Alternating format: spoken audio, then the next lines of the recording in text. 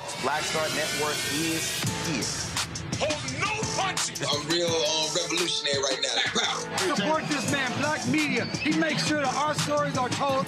Thank you for being the voice of Black America, Roland. Stay black. I love y'all. All momentum we have now, we have to keep this going. The video looks phenomenal. See, there's a difference between Black Star Network and Black-owned media and something like CNN. You can't be Black-owned media and be scared. It's time to be smart. Bring your eyeballs home. You dig?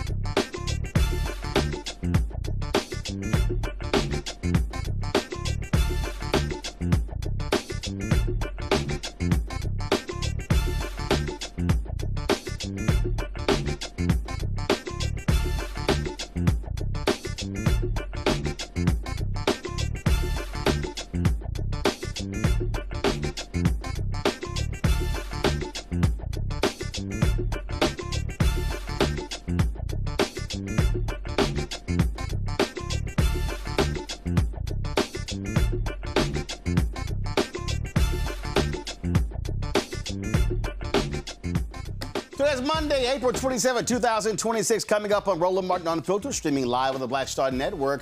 Florida Governor Ron DeSantis has unveiled a proposed congressional map for the Sunshine State, which his office claims could allow Republicans to flip up to 4 U.S. seats in the House.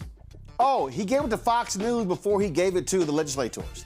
Nikki Fried, the chair of the Florida Democratic Party, will join us. The Supreme Court will allow Texas's redrawn Republican-friendly congressional map to stand, formally reversing a lower court ruling that deemed it unlawfully racial gerrymander. The Virginia Supreme Court hears arguments today challenging a voter-approved redistricting plan there. The court will decide whether the map meets constitutional requirements. Also, it's More Monday. Protesters joined Bishop William Barber to demonstrate against the spending of billions of dollars, what they consider an illegal and unholy war in the Middle East, where many people continue to suffer. Plus, Democrat leader Hakeem Jeffries calling out Republicans for their support of the war while they delay a bipartisan funding bill for the Department of Homeland Security. He also called out the White House when it comes to their language, their constant language of frankly calling out Democrats, claiming that they want to be violent.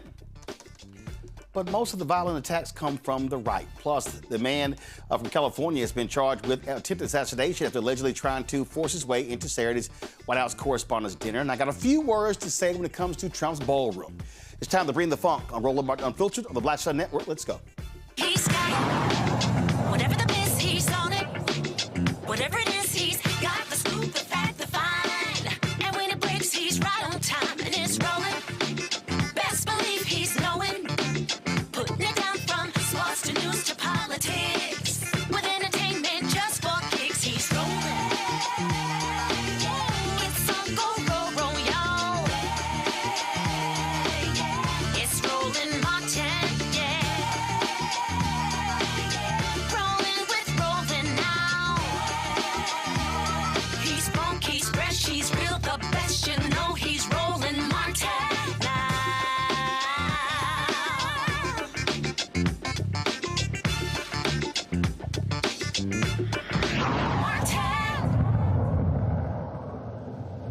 A week ago, there were a lot of Republicans in Virginia complaining about voters there picking or choosing new maps. Many of them are going to be real quiet this week in Florida. Today, Florida Governor Ron DeSantis unveiled his new map for U.S. House districts. Go ahead and show us, y'all. Here's the map right here. Barely any blue dots. They want to pick up 4 seats there, okay? But guess what? He is so shameful, he didn't give this map to even Republicans or Democrats. He gave it to Fox News first. That's right. Republicans right now hold 20 of Florida's 28 seats, while Democrats hold just 7.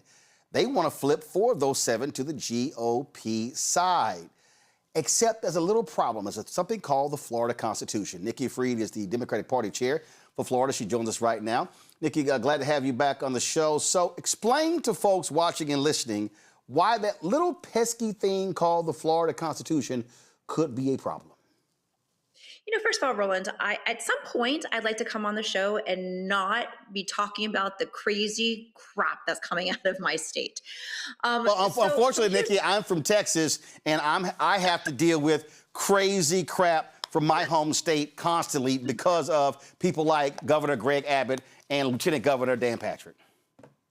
Crazy. So here's the deal. In 2010, the people of this great state voted to make sure that Florida's congressional and legislative maps could not be drawn on partisan lines.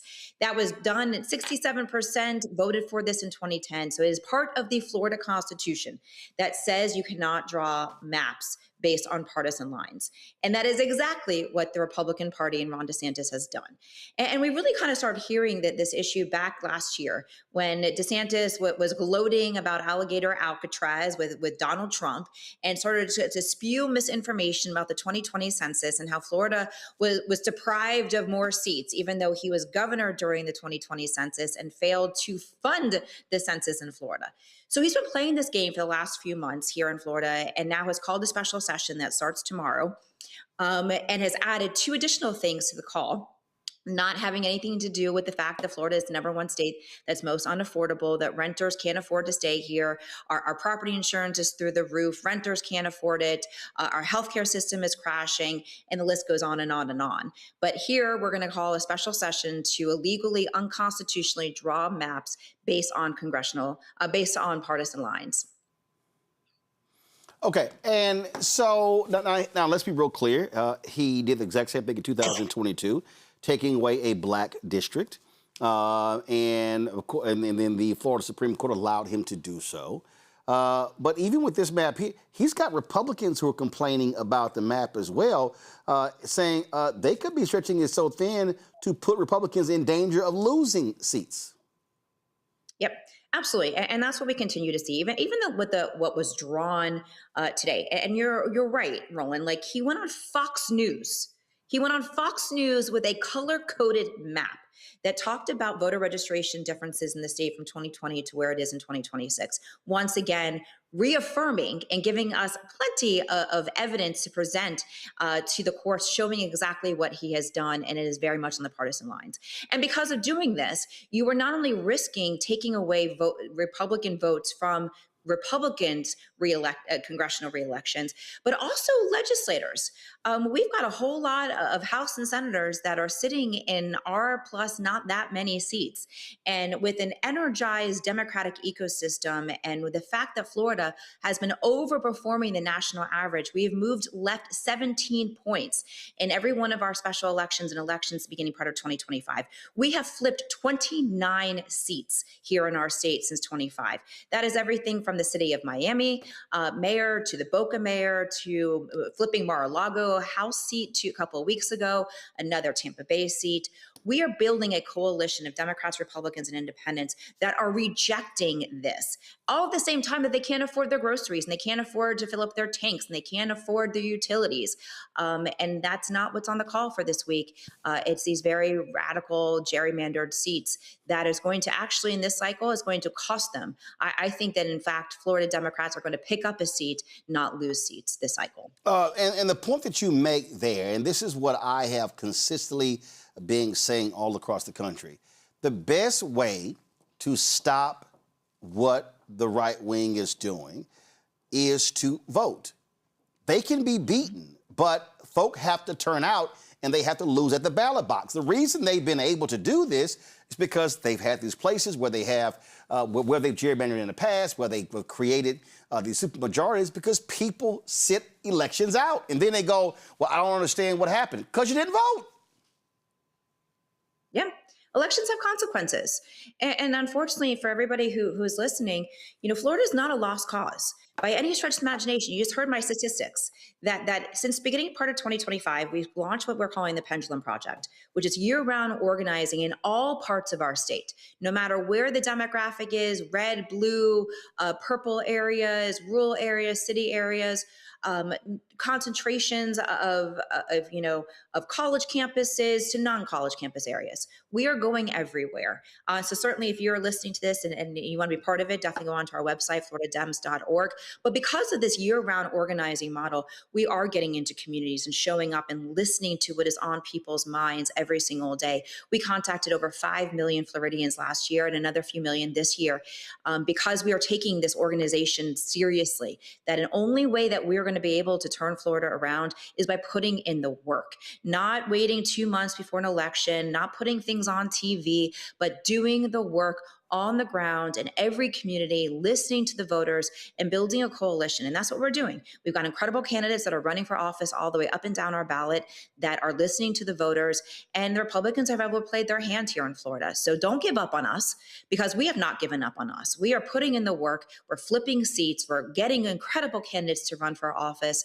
And that's why I firmly believe that this is a moment, a perfect storm that the Republicans have created for our state, and is going to be the Democratic machine that is going to run through it. You also, you and I have talked numerous times, and what you have said consistently is that the National Party has to reinvest in Florida.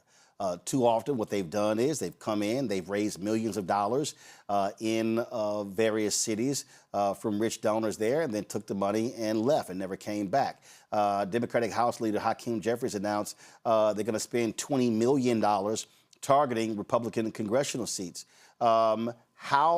Since he made that announcement, how has your fundraising been? I take it that was music to your ears, but has it also caused other donors to say, wait a minute, if Jeffries is making this move, then we also need to follow. We saw what happened when he made the big investment in Virginia and that ballot initiative passed. Yeah, and that's exactly right. And I had spoken to individuals in leadership and Speaker, I'm going to call him Speaker because that's what he's going to be soon, Speaker Jeffries' camp to make sure that we are, in fact, talking to each other, that there's the right messaging here in Florida, too, because you're right. A lot of people come in and they spend money in Florida, and that is not going to bring us wins. You have to invest here, investing in the infrastructure, investing in the year-round organizing, investing in candidates and the things that they're building on the ground. And so with that $20 million announcement, it gave us an opportunity to go back to the donors who have been skeptical, saying, "Oh, Florida, wait until the national groups come back into play. It is too much, too expensive. We spend all this money." And now what it's saying is like, listen, the flag has been raised. Hakeem raised it, says we are playing in Florida, we are competing in Florida, and we're not going to back down in Florida. And this is an opportunity now for me and the rest of the Democratic ecosystem in Florida to go back out to these donors, to go back to these organizations that have left our state realistically since 2020. When we were not able to produce that success and that win for Joe Biden. And so we have a lot of ground to make up, but we are making it up every single day. So for donors that are out there and are listening, we have not backed down. We continue to show up. And you're right, Roland, you and I have talked about when DeSantis first drew these illegal maps in 2022, and he announced, and people need to remember when he put out those illegal maps in 2022, on MLK Day, to take out one of the Black congressional districts here in our state.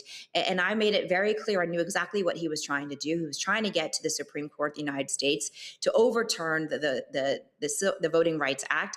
And that's exactly the game plan that is continuing to showcase here in Florida. And we're not backing down. We're getting more organized. We are more cohesive and more united here in the Democratic ecosystem in Florida than we have ever been. Everybody understands this moment. Everybody understands that the intensity this moment needs to bring. And so now we are organized. We've got a game plan here in Florida, and realistically need a lot of our national donors and those who have thought that Florida was too expensive to not invest here. Are you also telling, let's be real clear, are you also telling national Democrats, national Democratic strategists, don't bring your ass to the Sunshine State trying to tell us how to run elections? You better listen to the people here to understand what's happening on the ground, because that's something that all across the country I hear, where what happens is on the House side, DCCC, on the Senate side, the DSCC, they come in with all their know-it-alls and they want to spend all the money on television, not realizing that you got to put money on the ground game as well. Are you making that perfectly clear to folks to say, hey, you listen to those of us who are from this state, from these cities, from these communities, from these neighborhoods, from these blocks, from these streets, to know how to win here? Are you on my phone, Roland? Do you have a bug on my phone? Because it's legitimately, for 8 years, these are the conversations that I've been having, even with the White House, when President Biden would be doing, some policy initiatives about Central and Latin America that doesn't necessarily jive with what's happening here in the state of Florida. And so it has been a consistent drumbeat, and including last week, making sure the messaging, and if they're going to be targeting a part of our state, we are different than other parts of the country. You cannot take polling from Texas on Hispanic voters in Texas and think that is going to translate to voters here in the state of Florida. You can't take messaging from New York and think that you're going to bring it down here to the state of Florida. So that is something that I do on a very consistent basis to all the national operatives, and saying, listen, we are boots on the ground here in Florida. We are talking to our voters every single day. If you put money in our state and put it onto TV and the message is wrong, you not only have wasted donor dollars here, but you've also taken us back. And so that's an argument that I even made last week, making sure that it's going on to radio and it's going to minority-owned different publications. Make sure you're putting it on the ground, you're putting it into digital spaces. These are the types of advice that we're giving, and I continuously have those conversations as well with our statewide candidates who have national support and are bringing in resources and consultants from across the country. Florida is a different beast and would waste everybody's time and money and just energy if you come in here and you set us back by having the wrong message. So yes, I am consistently having those conversations with national operatives and people that are controlling some of those dollars that are coming into the state. All right, Nikki Fried, Chair of the Democratic Party in Florida. We still appreciate it. Thanks a lot.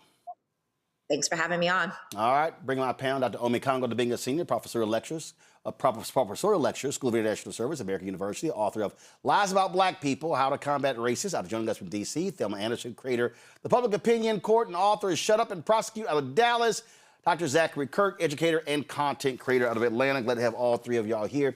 Thank you so very much. Thelma, I want to start with you. The point that Nikki made there, you cannot bring forward what happens in Texas. I think it's going to work in Florida. You can't say, well, this is in California, this is going to work here as well. You really have to be local, and what's happening in that state. And when I look at Florida, Nikki nails it. Democrats have given up on that state. They wouldn't invest. Also, the state party was in complete disarray before she took over. I mean, you just had clueless leadership there as well. And this is a huge state.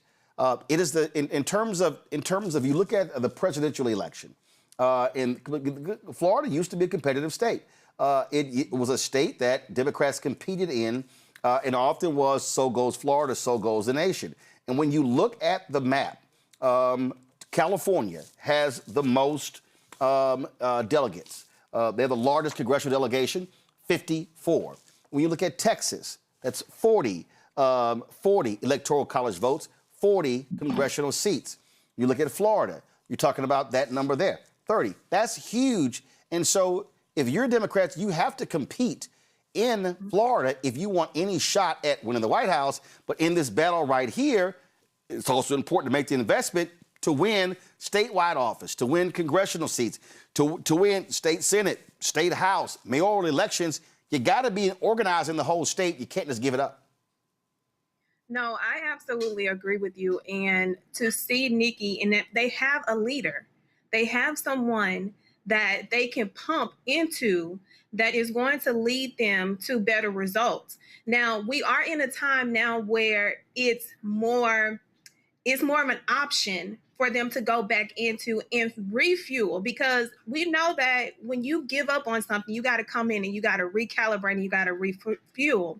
And I think it's the perfect time to go back into Florida, and knowing that DeSantis is attempting to do something that his neighbors have done, and he knows that it won't work, but because he has done it before, he's like, oh, let me stick it out there again and see if it sticks. But thankfully, they do have an amendment that actually is going to put them on pause. But do we really believe in the Supreme Court for them to actually do what the law states? And outside of that, because the Democratic Party continues to say, oh, we're going to push out of Florida, we cannot push out of Florida. Florida is a state that can be up for grabs, but do we know if it's up for grabs if we are continuing to take money out of a state that can be beneficial for the Democratic Party? The thing here, when you talk about these seats, Congo, it has been extremely precise how Republicans have utilized computers and algorithms to really narrowly draw these lines, to know how to shift 1,000 or 2,000 or 3,000 or 5,000 voters to give them an edge. But the reality is turnout is always the issue here. And you've got some Republicans in Texas who are worried that the redrawing of maps there could also put some of them in jeopardy. And so what Nikki Fried is saying is correct. If you invest in the ground, you can beat them at their own game by turning out more of your people. And so it's not, so if Florida does do this, it doesn't mean that, oh my goodness, it's all over. Democrats could still do well if they turn their people out and vote in massive numbers. It always comes down to numbers across the entire country, and you always talk about that, Roland. You talk about, particularly as it relates to black voters, if we just vote our numbers in so many places, we could have flipped some red states blue or at least turned them purple. And, the fact of the matter is that we still don't seem to understand that. When it comes to Florida, there are some good candidates there, but they've seen wins already in Miami and other spaces. You got people like David Jolly, who people look at as a strong gubernatorial candidate. They can this has always been the case. And so if people are really serious about Florida, now from the national level, if they're really serious about Florida, they're going to put some resources in, because just from your guest alone, there are people on the ground doing real work. And it seems like for the last, I don't know, 3 or 4 elections, we've always said that this election is the most important election of our time, right?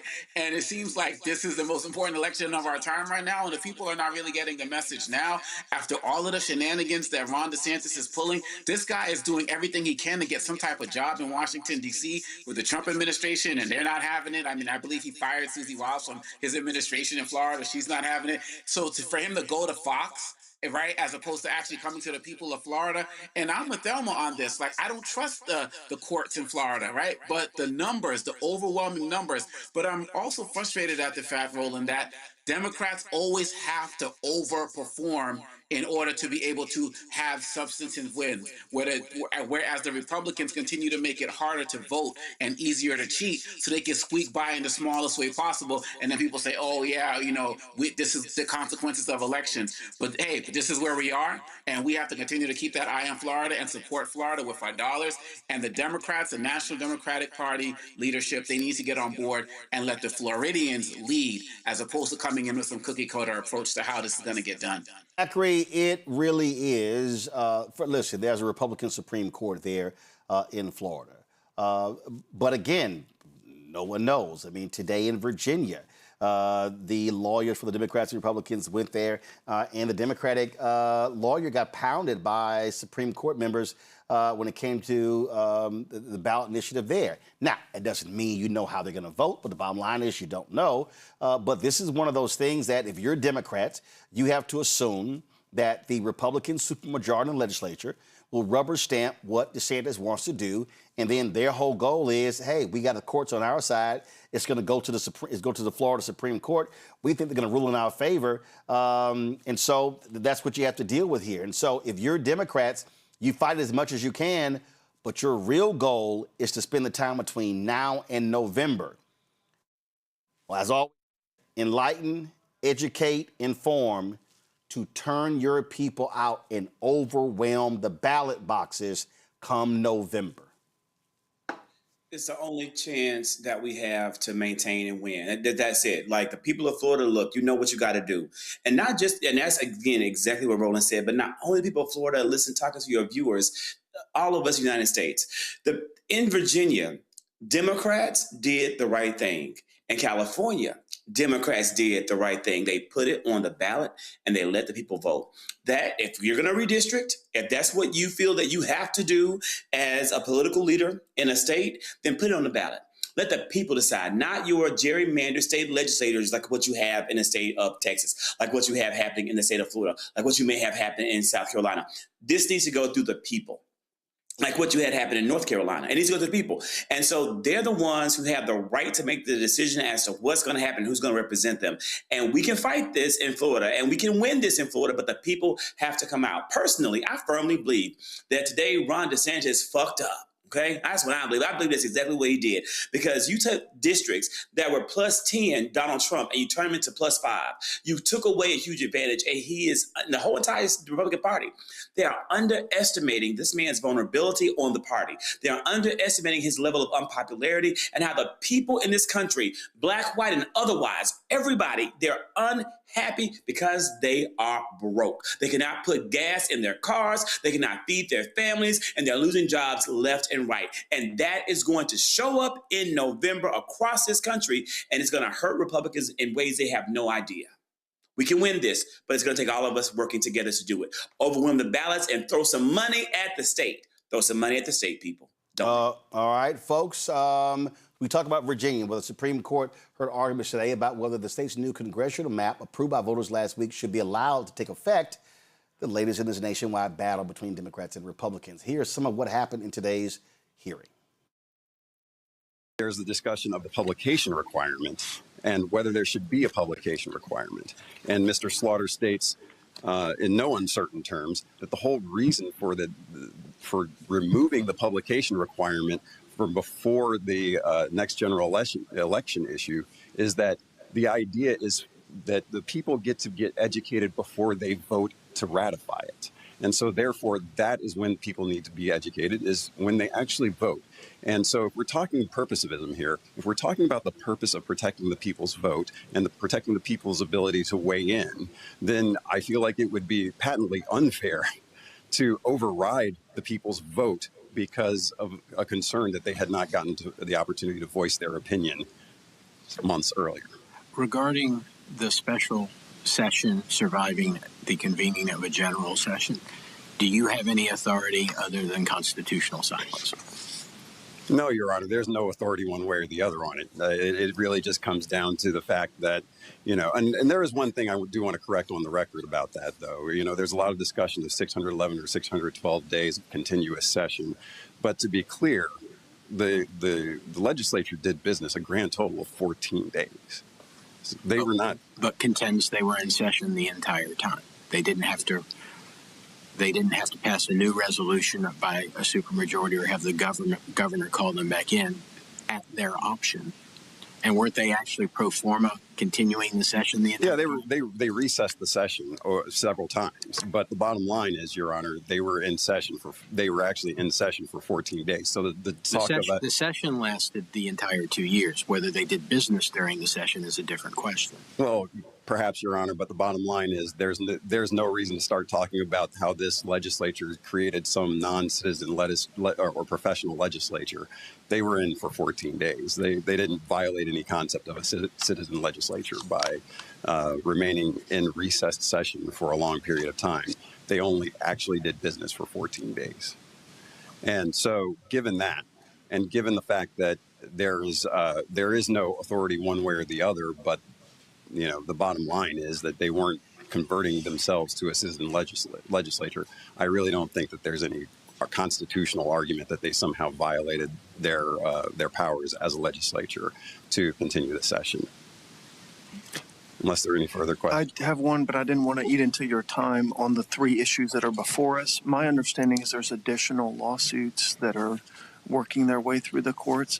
Can you give us a just very quick update on essentially where those are, if you're able to? Yes, I am, Your Honor. Okay, there are 2 other lawsuits working their way through. Currently, one has been filed. The Commonwealth has filed a notice of appeal in the Court of Appeals. This court then certified it to itself. We currently have a motion to expedite that's pending and awaiting a ruling on that. There is also a litigation on the compactness of the maps. The Circuit Court of Richmond ruled yesterday that the maps are both compact enough, and the constitutional amendment abrogated the compactness requirement for this anyway.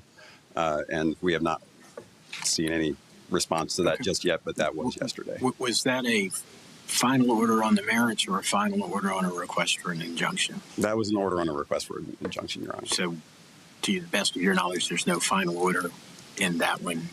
That is correct, Your Honor. A lot of balls in the air. There's a lot going on, yeah. It's helpful to have the latest on that, so thank you. They've been keeping me busy.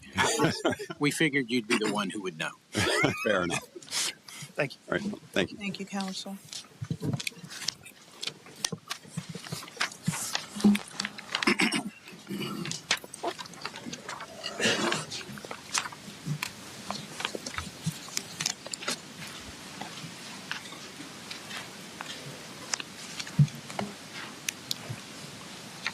Good morning, Madam Chief Justice, and may it please the court. Thomas McCarthy for the appellees. The Virginia Constitution and Code delineate a very specific and detailed process for amending the Constitution, a process that proceeds in 2 stages with an important role to be played by the voters of the Commonwealth in each. The court held nearly half a century ago that Virginia voters are entitled to strict compliance with that constitutional amendment process.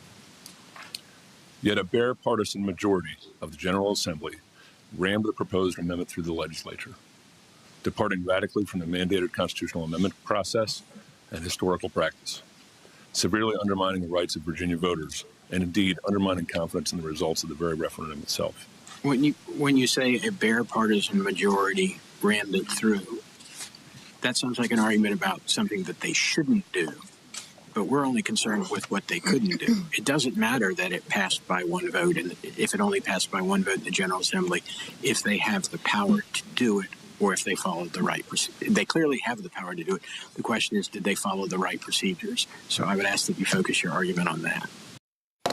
Now, Democrats of Virginia pushed this new congressional map in response to what Republicans are doing elsewhere. Again, the Supreme Court will decide. It's 7 members of the Supreme Court, and so we'll certainly see what happens. This is going to impact what goes down in November. Now, the Supreme Court today ruled that Texas can proceed with a congressional map that favors Republicans. In a 6-3 decision, the court formally reversed a lower court's ruling that deemed the map an unlawful racial gerrymander. The high court's ruling allows Texas to use the congressional map passed by the state legislature last summer in the upcoming November elections. This map could secure Republicans up to 5 additional seats in the House, and it would remain in effect until at least the 2026 election. The dissenting justices in the summary reversal were Sonia Sotomayor, Elena Kagan, and Justice Ketanji Brown Jackson. Now, why is this Supreme Court decision in Texas important? Because the lower court called it a racial gerrymander. The Supreme Court will be issuing its opinion in the Louisiana versus Calais decision. Why is that important? Because they could very well rule, and based upon the questioning that we saw with that oral arguments, they probably going to rule that race cannot be used in the creation of these districts.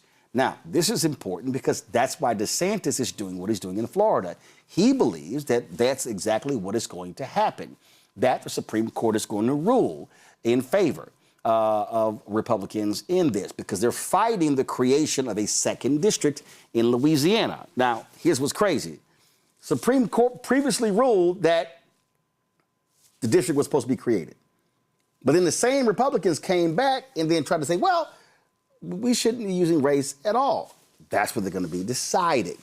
Now, why is that important? Because in Mississippi, the governor has said, we're going to call a special session because we think the Calais decision is going to come down because they've had to redraw Supreme Court seats and state seats due to the issue of race.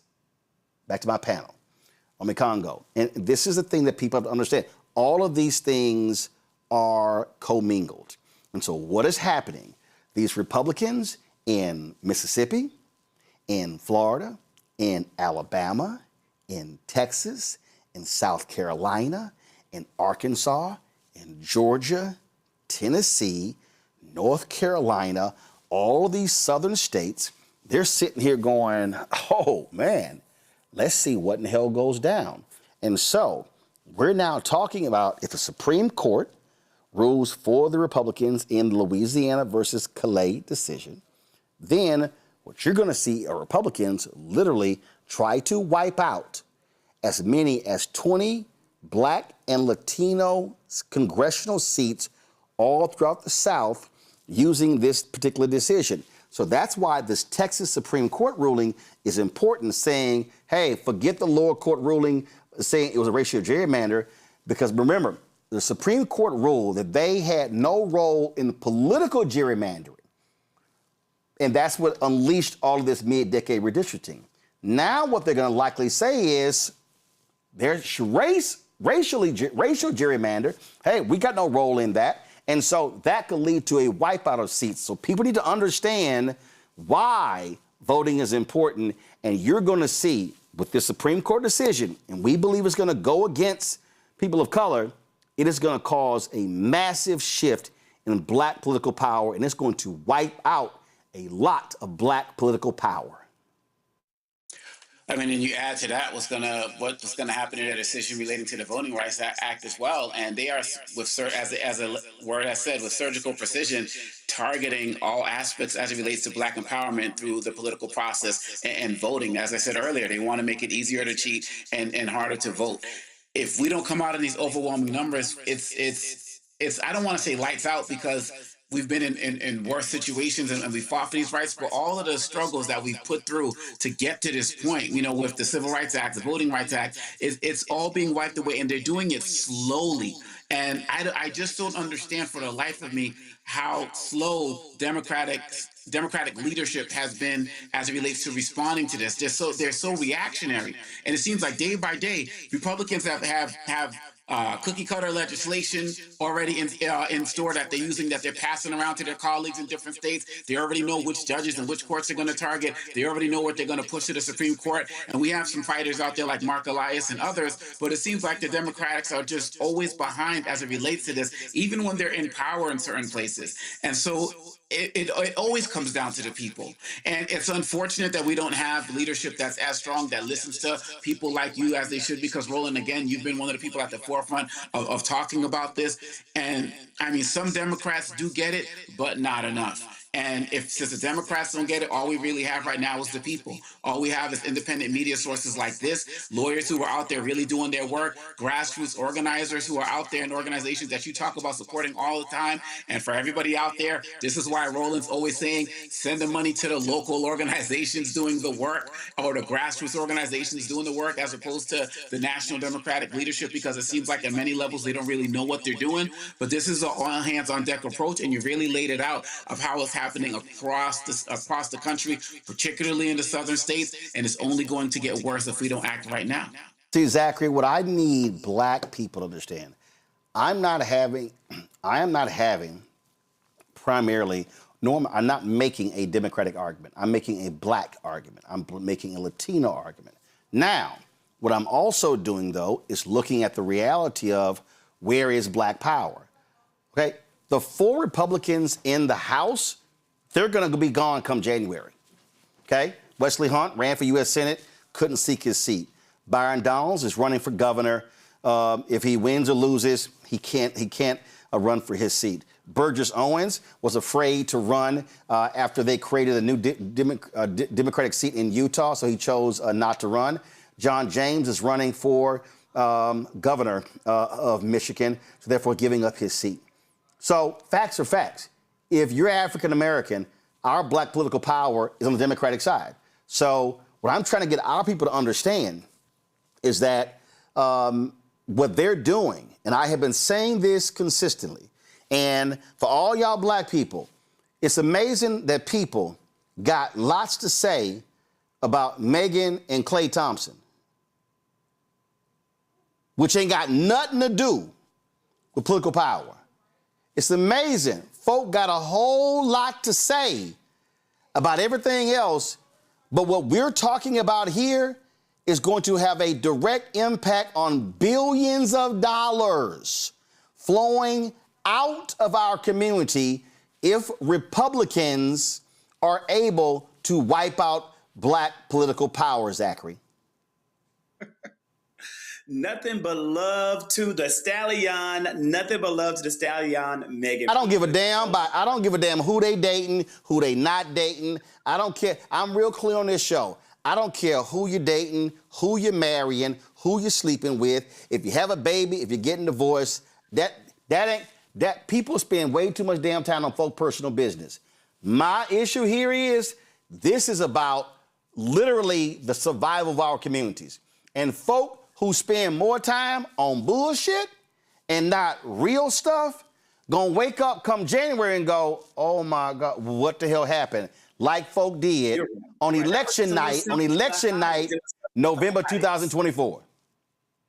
You're 100% right. And Roland, this is what, like you started off saying, this is what I need black people to understand. Let me tell you what I need black people to understand, to reiterate what you said, is that people like Governor Tate Reeves of Mississippi, my native land, my home state, they are doing the work of their ancestors.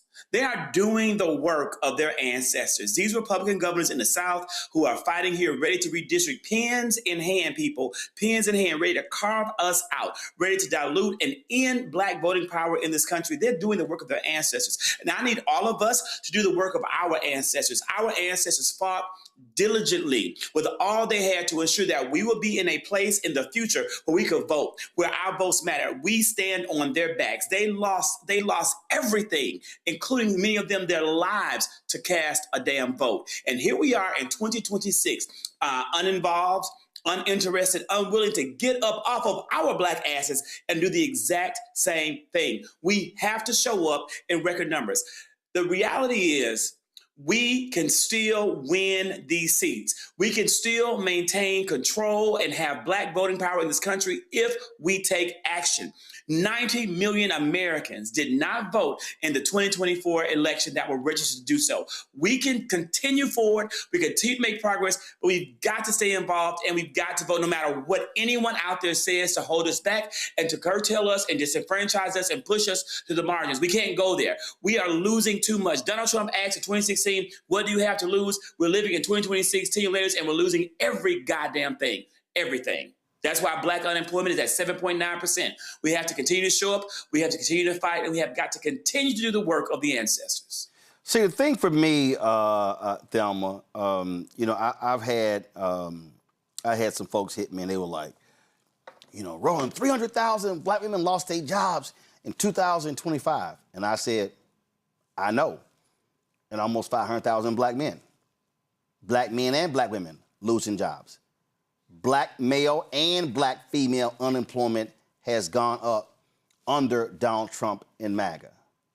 And what I am looking at, and again, all these folk who love talking, who love to say, well, we ain't got nothing, our community, they ain't changed anything. I'm telling all y'all right now, y'all can sit here and run y'all mouths all y'all want to. Y'all can sit here and talk about how Democrats this and Democrats that and Democrats, go right ahead. Y'all can sit here and talk about, oh, the Congressional Black Caucus ain't nothing. My state Black Caucus ain't nothing. Y'all are about to find out real soon what happens when 5, 8, 10, 15 black members of the legislature gone. You about to find out what happens when they're gone. Black folks in Texas already know what it's going to look like when you go from 4 black members of the House to 2 because of what they did there. And if people want to play that game, okay, but we're going to sit right here and say it, hashtag, we tried to tell you. Mm-hmm. You're absolutely right. And when we talk about how behind the Democrats are, we got to talk about at least 10 years behind of what the Republicans have been putting into place. And when you think of how did they get their plan in place, I think back to these meetings that they were having at the Epstein Ranch and at the Epstein Island, and they're formulating these plans while they're doing the most despicable things to children. That is because they knew that their time was going to come where they needed the power in order for them not to be held accountable. So they put these things in place. And when you have leaders that brought it to the front in the Democratic Party and they set their ass down and didn't do anything, then we got to look at the African-American community. How many individuals would rather get on social media and use clickbait to talk about things that have no value in what is being taken away from us at this very moment, which is the power of our vote. Our votes that our ancestors shed their blood for, had to stand in line, had to vote with jelly beans, had to do the unthinkable in order for us to have the ability to vote. And we take it so lightly, as if, oh, we're just going to wake up the next day and we're going to have our ability to vote. No, that's not what they're doing. Their plan was put into place. Why you think they have the Supreme Court? The Supreme Court gives them the ability to take our votes away. When Gary Chambers brought it to the light in Louisiana years ago, they sat on their ass because they didn't want to hear from him. And that's the problem I have with the African-American community, is they have selective processing with who they want to take information from. Information that benefits us in the long run, I don't give a damn who is telling it. Say it. Because if you don't, and we never get it, we're going to continue to be behind, even with the Democratic Party. And that's the issue that I have, is these leaders sitting on their asses thinking that they are a prize when you will lose that prize that you think you are to what they want is to take our votes away. Again, I just, y'all, we walk y'all through this all the time.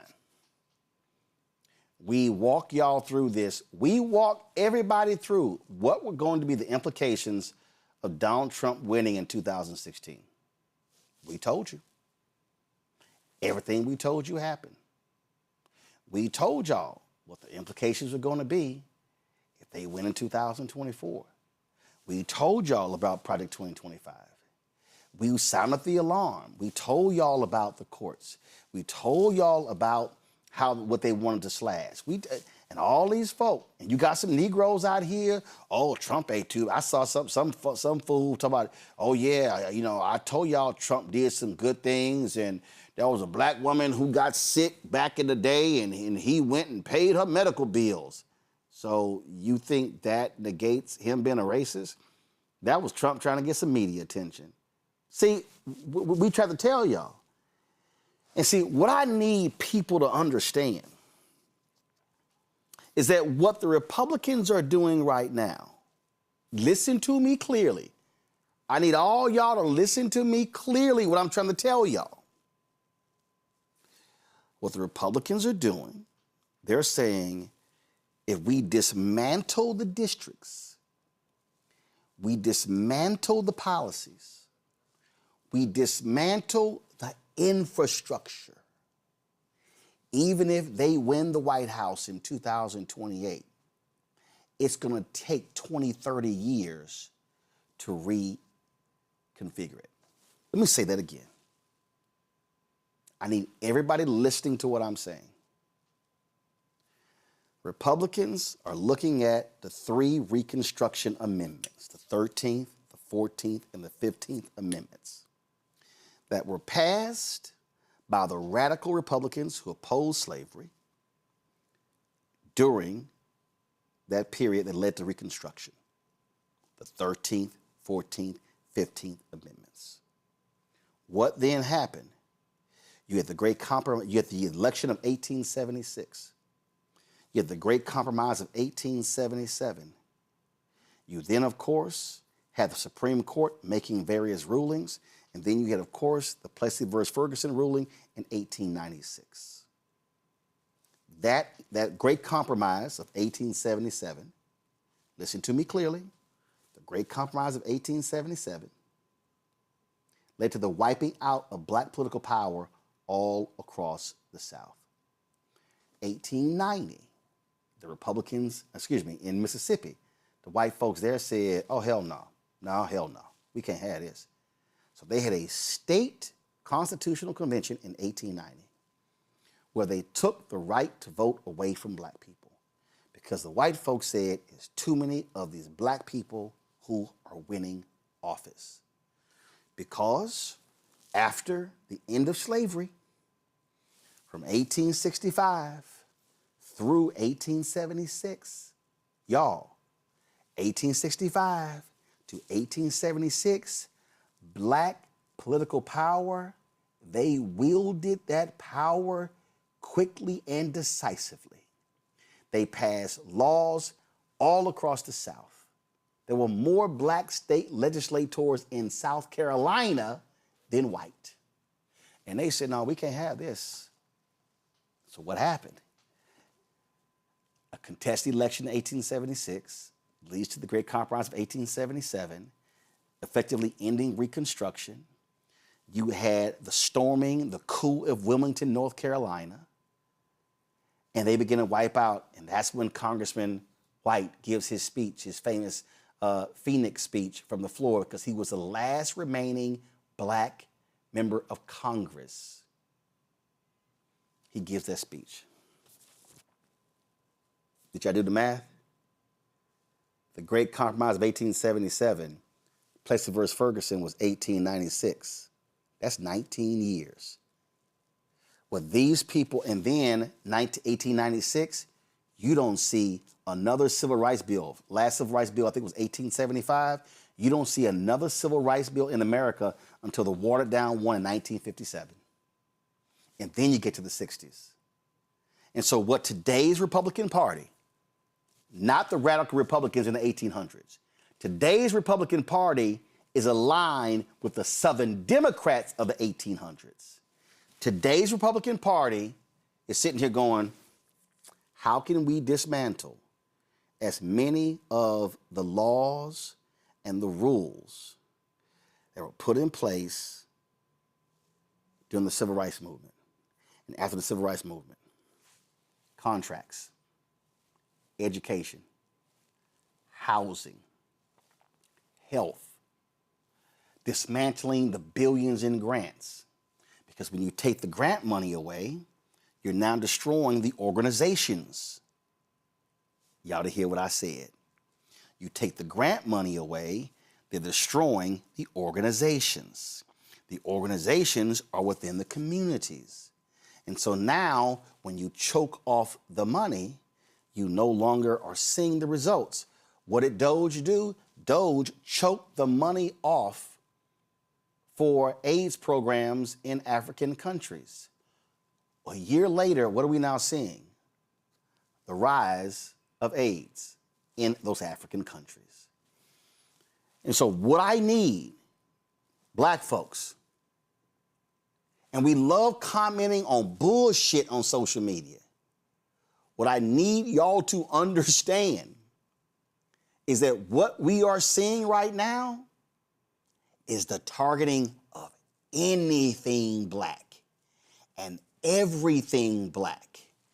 They laid it out, and they're saying if we completely disrupt and dismantled the federal laws that guaranteed voting rights, the federal laws that determine congressional seats and state seats, if we dismantle these things, then we are wiping out the complete black infrastructure. And that's why I framed this in January of last year as this is the defunding of black America. And it's happening before our very eyes. And so you can be consumed with all this other stuff. You can be sitting here, you don't like me, you can't stand what I say. Oh, you met me and I was rude, which is nonsense because I speak to everybody when I go anywhere. Y'all can say, you can say whatever you want to.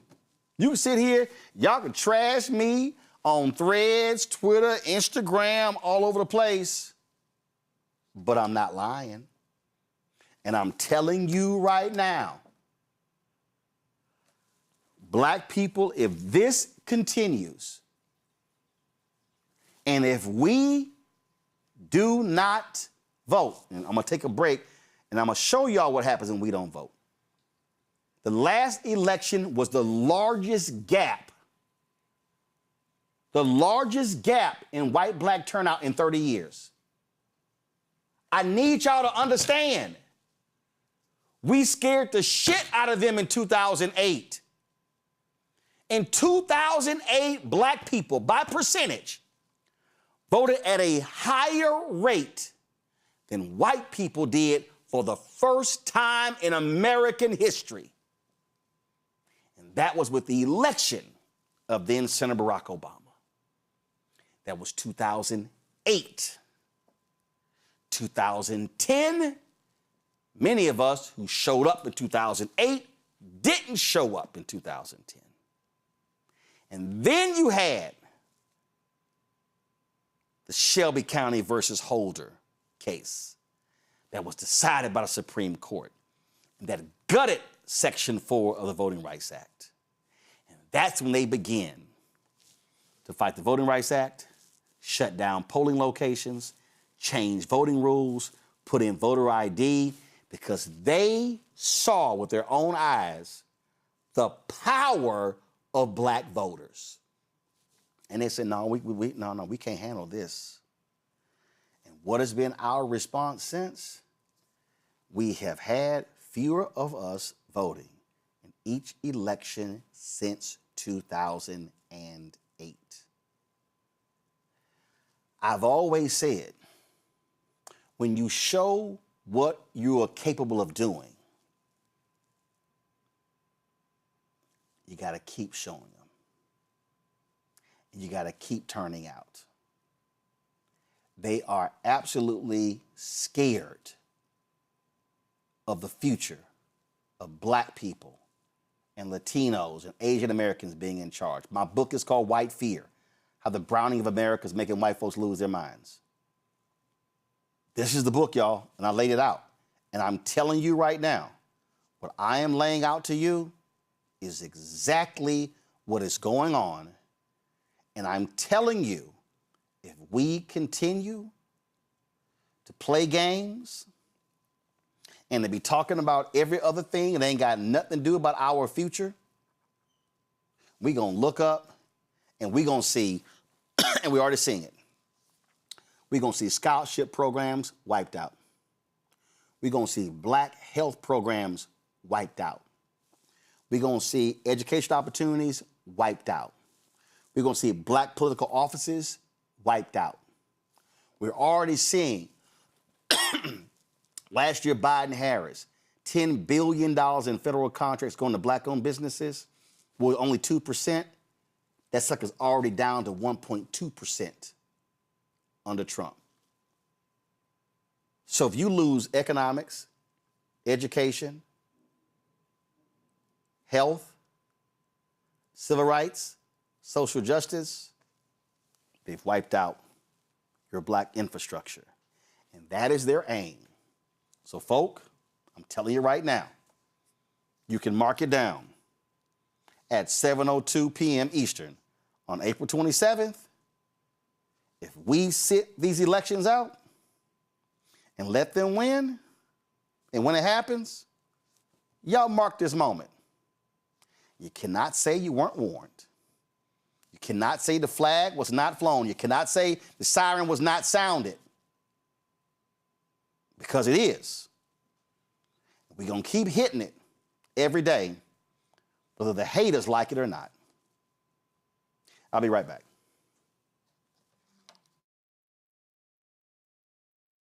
With medicine and science under attack, I want to keep you and your family informed and healthy. I'm Dr. Ebony Hilton, and I knew at the age of 8 that I wanted to be a doctor. So I studied hard and became the first African-American female anesthesiologist hired at the Medical University of South Carolina since its opening in 1824. And I always say I was made into a doctor, but I was born to be a mom. And as a new mom, wife, sister, daughter, and friend, I understand how frightening a medical crisis can be. I care for individuals on some of the worst days of their lives, and it's my mission to provide you with a safe space to gain clarity on issues affecting your mind, body, and soul. I recognize that there are health disparities, particularly as it pertains to race, and I want to help bridge the gap between you and your healthcare providers. Join me every Thursday for Second Opinion on the Black Star Network, where each week I'll invite experts from various medical fields to share the latest health news. We'll discuss topics such as the vaccine debate, mental and sexual health, medical bias, infertility, menopause, andropause, nutrition, and aging. Together with my medical colleagues, we aim to provide you with a second opinion. Don't miss it, Thursdays only on the Black Star Network. Hi, I'm Swain Cash, Basketball Hall of Famer, and you're watching Black Star Network.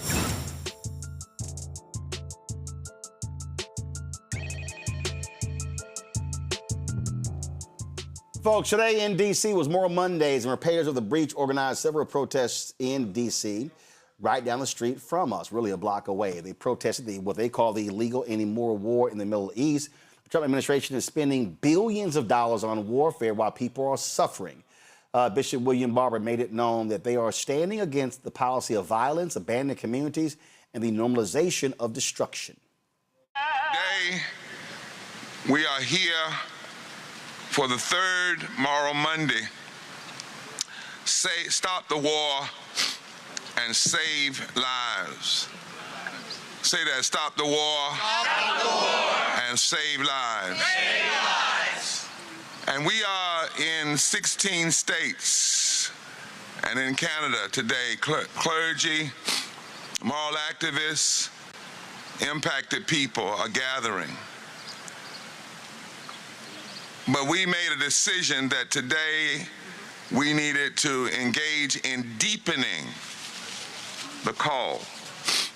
And so today, I'm going to take some time and study why we have nonviolence and a commitment to nonviolence.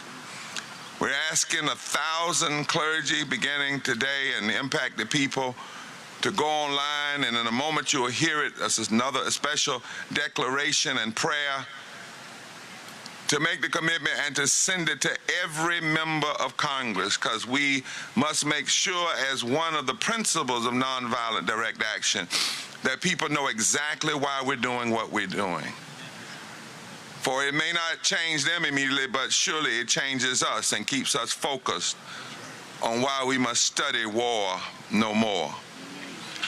We also are announcing today that on May the 11th, we're calling for peace and nonviolent rallies in our 16 states and here in D.C. And we'll be seeking authorization. What's it called when you get from the city? Permits to be in the street right here in front of the White House, and call on people to join us on May the 11th here and around the states. Lastly, today we are also announcing that we're calling on young people who now are automatically selected to serve, that in our Moral Mondays we will be teaching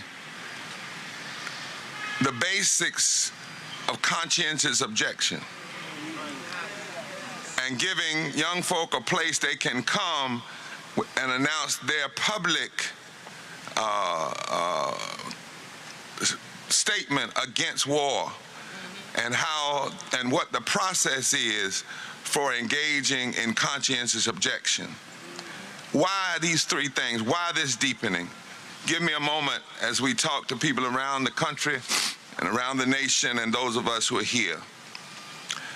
At Saturday night's White House Correspondents' Dinner, journalists planned a party with White House officials, the very White House officials who consistently berate them for doing their job. That in itself was a curious reason for gathering. But before Trump could give what he claimed would have been the most inappropriate speech ever made, it's what he said.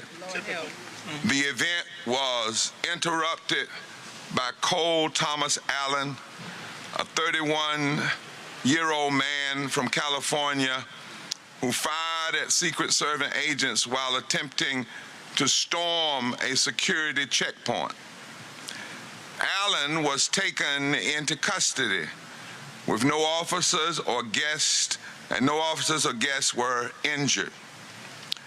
At a press conference back at the White House, Trump claimed he felt everyone coming together before the shots were fired, and called for unity in response to the gunman's action. But President Trump has spent a decade or more exploiting every possible fault line to divide Americans.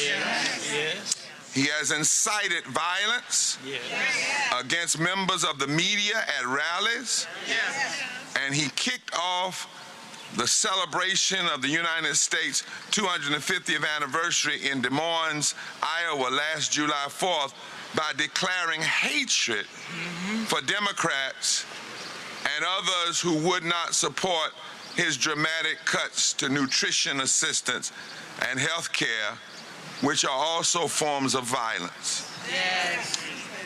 We know very little about Allen or his motive for this attack, but this much seems clear. Allen believes what the president and many others in our society believe, and that is that peace will come when their enemies are obliterated.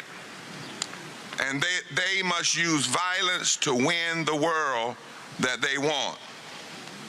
This idea is what Jesus called bad leaven, a spirit of division and violence that cannot be easily turned off once it has been unleashed to serve some political goal. Once this bad leaven is unleashed, once this spirit, impure spirit is unleashed, it's hard to turn it off. You heard Bishop Barber there talking about the man who's now been charged with attempting to storm the White House Correspondents Association dinner. He has been charged with, again, attempted murder on Donald Trump. Cole Thomas Allen, the educator and engineer, was formally charged during his first court appearance. He faces additional charges for using a firearm during a violent crime and for transporting a firearm across state lines with the intent to commit a felony. An FBI affidavit reveals details about Allen's planning. Authorities allege that on April 6th, he reserved a room at the Washington Hilton where the event would take place. He traveled by train from California last week and checked into the Washington Hilton a day before the dinner with his room reserved through the weekend. The event had barely begun when the 31-year-old resident of Torrance, California, armed with a shotgun and a pistol, attempted to bypass a security barricade a floor above the ballroom. This prompted an exchange of gunfire with Secret Service agents. One agent was hit. He has since been released from the hospital. It led to the cancellation of the dinner. Allen's next court appearance is April 30th. Now, what then happens is Donald Trump goes to the White House, holds a news conference, praising security, and then he uses his opportunity to tout why his ballroom should be built. Okay.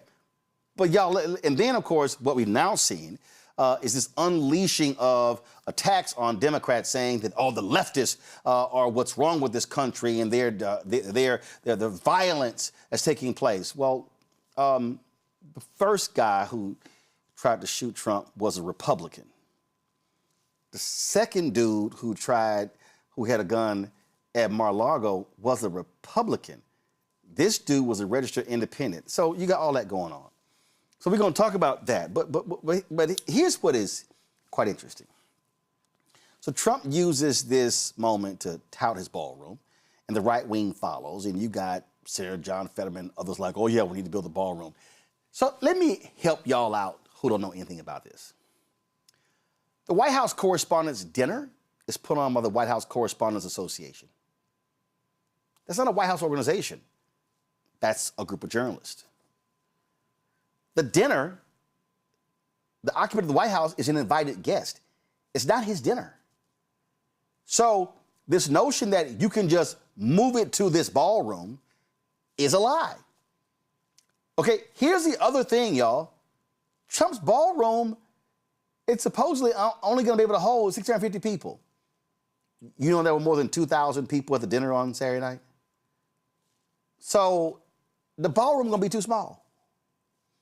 So now Lindsey Graham is coming out by saying, oh, he's going to introduce a bill for the taxpayers to spend $400 million on Trump's ballroom. Now, the reason I'm making this point is because the right wing is lying. They're lying. Y'all, I've been to numerous events where the president or the vice president's there. And all these people are, oh no, we got to have a safe place. We have to have a safe place for the president to be able to have events. Well, that's interesting because there are events all around the country where the occupant of the Oval Office goes, where J.D. Vance goes, and they don't shut the whole building down. Y'all, they just don't. Let me reiterate. This guy did not storm the doors of the ballroom where the dinner was being held. This ballroom is 2 floors underground. I've been to the dinner. I've been to that hotel. I've been to that hotel for other events. Okay? people stay at that hotel who don't go to the dinner. You come through the front door, you got to go down 2 levels to get to that ballroom. The shooting took place a level above the ballroom. So can we be honest with people about what actually happened? To the other point. Republicans are saying, oh, it's these leftists.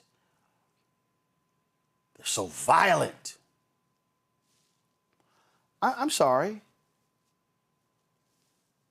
Who organized January 6th? Who stormed the Capitol? Who wanted to kill Vice President Mike Pence? Who attacked police officers? What the hell y'all talking about? Who tried to kidnap the governor of Michigan? Who shot and killed the former leader in Minnesota and her husband? And then shot another legislator and his wife? Do y'all see how silly? See, I ain't playing this both sides all back. And then to have Donald Trump, Democrats tone down your rhetoric. No! The reason I would have never gone to that dinner, because this man despises the media. He has attacked journalists. He has attacked black journalists. He has attacked black female journalists. That's who he is. There's no person in this country who has done more to speak in nasty, vile, despicable terms about the media and about the American people, and especially Democrats, than Donald Trump. Nobody. That's who he is. And so when I hear these people talk about, you got to turn the heat down. I don't, all this both sides, no. They do not demand anything of this man. He is allowed to do whatever he wants. Sleepy Joe, and he's fallen asleep in meetings. He is corrupt. He is raping and pillaging this country. He and his sons are getting billions of dollars in contracts, in crypto money. We can go on and on and on. This is a criminal enterprise running out of the White House. This is a man who has no bottom, who is absolutely despicable, who trashes anyone, who calls people's names. He is vile. He is a thug.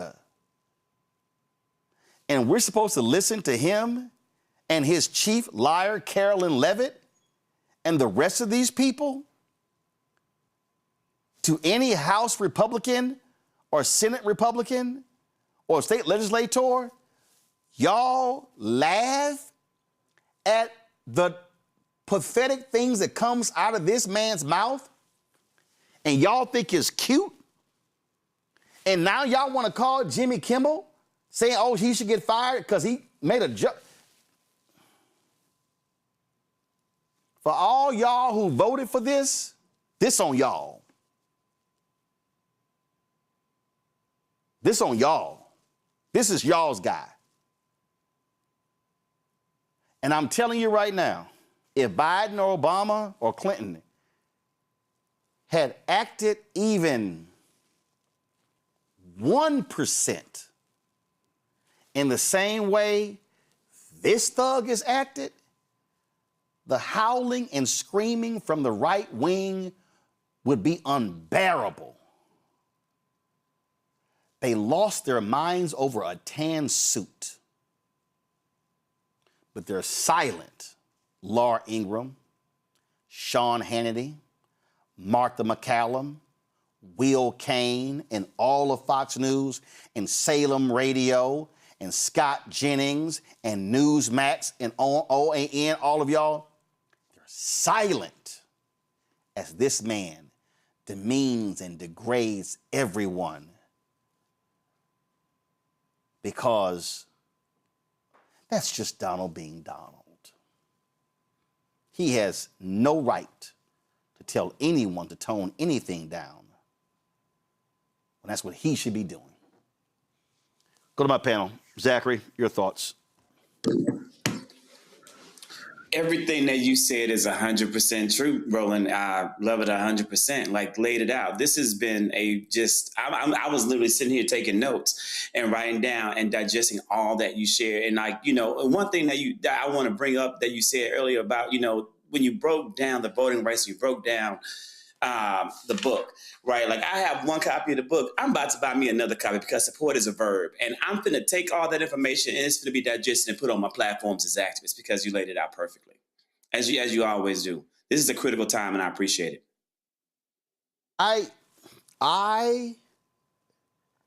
Omekongo, I am very clear on this. I've covered Republicans, I've covered Democrats, I've covered independents. What these people have allowed to happen with this man 2 blocks from this office is beyond despicable. They have no leg to stand on. And whenever they try to criticize somebody else, I'm like, I don't want to hear it when you smile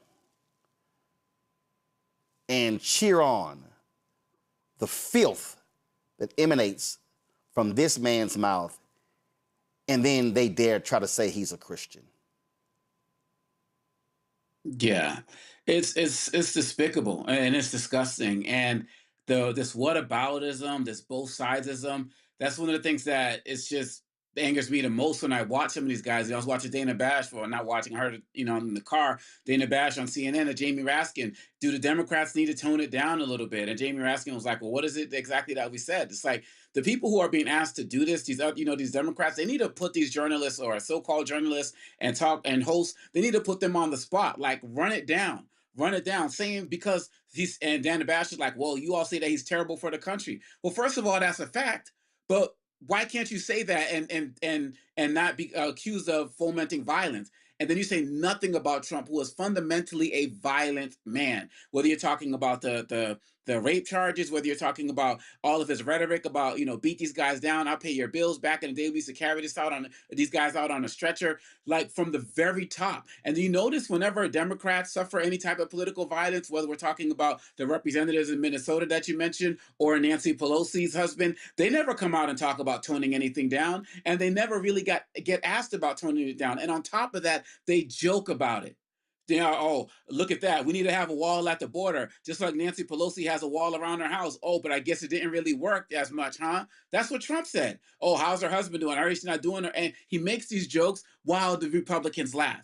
And so the media folks don't want to, the mainstream media folks don't want to call them out on their hypocrisy. The Democrats don't want to accurately challenge these hosts when the whataboutism is brought up. So all that's left is us. All that's left is those out here in these independent media spaces and our platforms to call out the hypocrisy, because the violence comes from the top. And furthermore, it not only comes from the top, the Republicans, they elevate violent people. They elevate racists. They elevate homophobes and misogynists and anti-Semites and Islamophobes. At least the Democrats, when something like this happens on the Democratic side, the Democratic leadership will at least call people out, maybe call people to resign, vote. I'm not saying they should do this, some voted, I think, to censure Rashida Tlaib or whatever. Maybe I was wrong about that. But at least they take some form of action to hold their folks accountable. Republicans, it's like getting to the top. It's a feature to be racist. It's a feature to be violent. It's not a bug. And so that's another reason why this whataboutism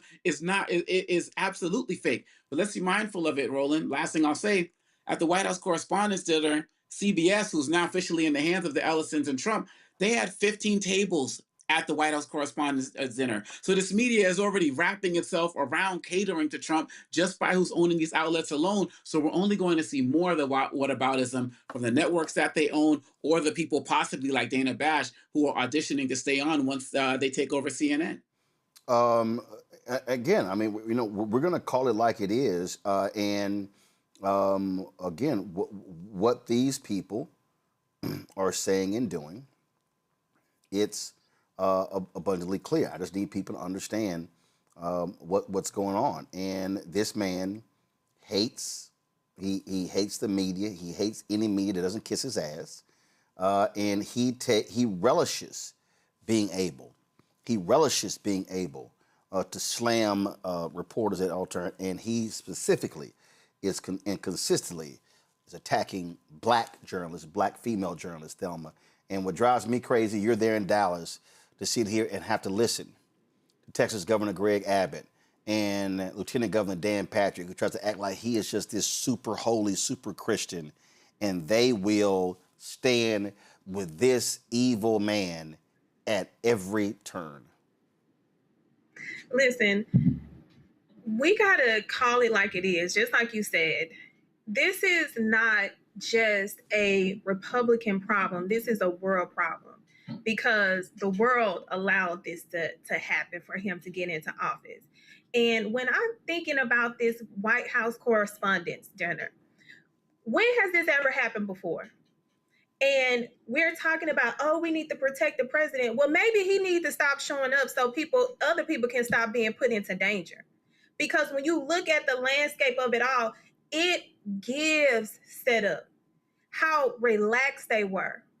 You can't tell me that the FBI and the CIA, with all of their technology and capabilities, did not intercept that man's manifesto and knew what his plan, his plot was, and knew when he arrived. Which goes into the effect of, okay, well, why was security so relaxed? Why was Kash Patel so relaxed? Why was Trump sitting up there like he said, I wanted to stay and see what was going on? Why was J.D. Vance so relaxed? Why was Hestage was so relaxed? Why was they all sitting up there like it was a goddamn party? Because look at the economy. He getting his ass kicked in the war. The Epstein files won't go away. The questions won't go away. Manipulating the stock market in order to say, oh, we got a deal today in this war. We don't got a deal tomorrow. We close to a deal. Hold on, the deal almost manipulating the stock market to enrich themselves while they are causing Americans to suffer. And the Americans that they want to suffer more looks like me, because they know that with African Americans, we have power. And our power is something that always scares them. So when we're looking at the whole landscape of how dangerous this man is, this man has been dangerous his entire life because he's had access. He's had resources. He's never been told no, even by the women who have held him accountable. He knows that he has been held liable for assaulting a woman, but he gets on TV and wants to say, oh, I've never been charged. I've never been accused. Can you stop lying? Please. But we are in a moment of time now where we have everything that we need to see. African Americans cannot be the only one that holds this man accountable. We have Latinas, we have Asians, we have every other race that sit on the goddamn sideline and have allowed this man to perpetuate danger and tear down the value of this country. Everybody have a job to do, and that is to use their voice, use their platform, use their resources to make sure that what we have been set back on, that we don't continue to fall behind because we have allowed a nuisance, a dangerous nuisance, to take over our country. Just so we're clear, this is from the Rupert Murdoch-owned Wall Street Journal. They put together a graphic that says political orientation of perpetrator in domestic attacks and plots targeting the U.S. government for attacks where orientation was unknown. The blue is what they call the left. The red is what they call the right. 1995 to 2000, 2005 to 2010, 2015 to 2020, and then 2025. The source, the Center for Strategic and International Studies. This graphic clearly shows that since 1995, more of the political attacks have come from right wing. So Donald Trump is lying, Carolyn Levitt is lying, Fox News is lying, they all are lying. L-Y-I-N-G. They are lying. All right, folks, gotta go to a break. We come back, Black Star Network headlines. We're gonna talk about this NFL player who could have his charges dropped if he goes to counseling, ramming the car of his former girlfriend. I gotta talk about that. Don't forget, y'all, huge show tomorrow. Tell everybody what's going on tomorrow. Massive show. Iyanla Van Zant will be in studio here at the Black Star Network. Black women, black men, and domestic violence. 2-hour conversation, and we're taking your phone calls tomorrow. Folk, she is locked. She is ready to drop some knowledge. Trust me, it's a conversation you do not want to miss. Don't forget to support the work that we do. Join our Bring the Funk fan club. Our goal is to get 20,000 of our fans contributing on average $50 each a year. Folks, the work that we do. And listen, on this issue of domestic violence, we've had segments every single day since the heinous murder-suicide of Dr. Serena Fairfax by her husband, former Lieutenant Governor of Virginia, Justin Fairfax. We've been covering the story. We've been breaking it from all different angles and not shying away from having the difficult conversations. I don't know anybody else in Black-owned media who's been doing what we're doing, and we're going to continue that. And so we want, so your support is critical. If you want to support us via Cash App, this is the Stripe QR code. Click the Cash App pay button to contribute. Checks and money order. Make it payable to Roland Martin Unfiltered, P.O. Box 57196, Washington, D.C. 20037-0196. PayPal's R Martin Unfiltered, Venmo RM Unfiltered, Zelle, Roland at RolandSMartin.com, Roland at RolandMartinUnfiltered.com. Back in a moment.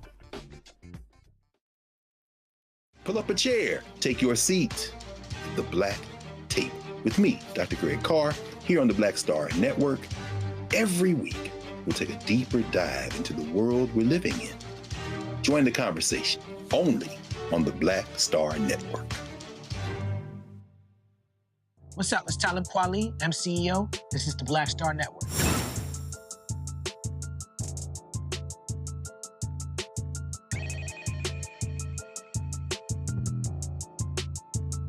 Folks, time for Black Star Network headlines with Brittany Noble.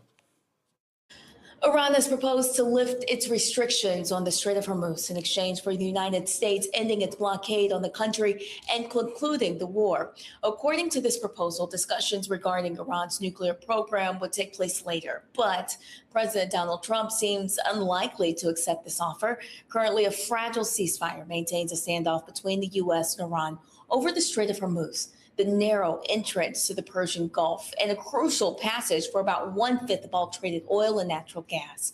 Iran has limited movement through the strait, while the United States has imposed a blockade on Iranian ports. During a visit to Moscow, Iran's top diplomat stated that American leaders are interested in negotiating because they've achieved none of their goals in the war.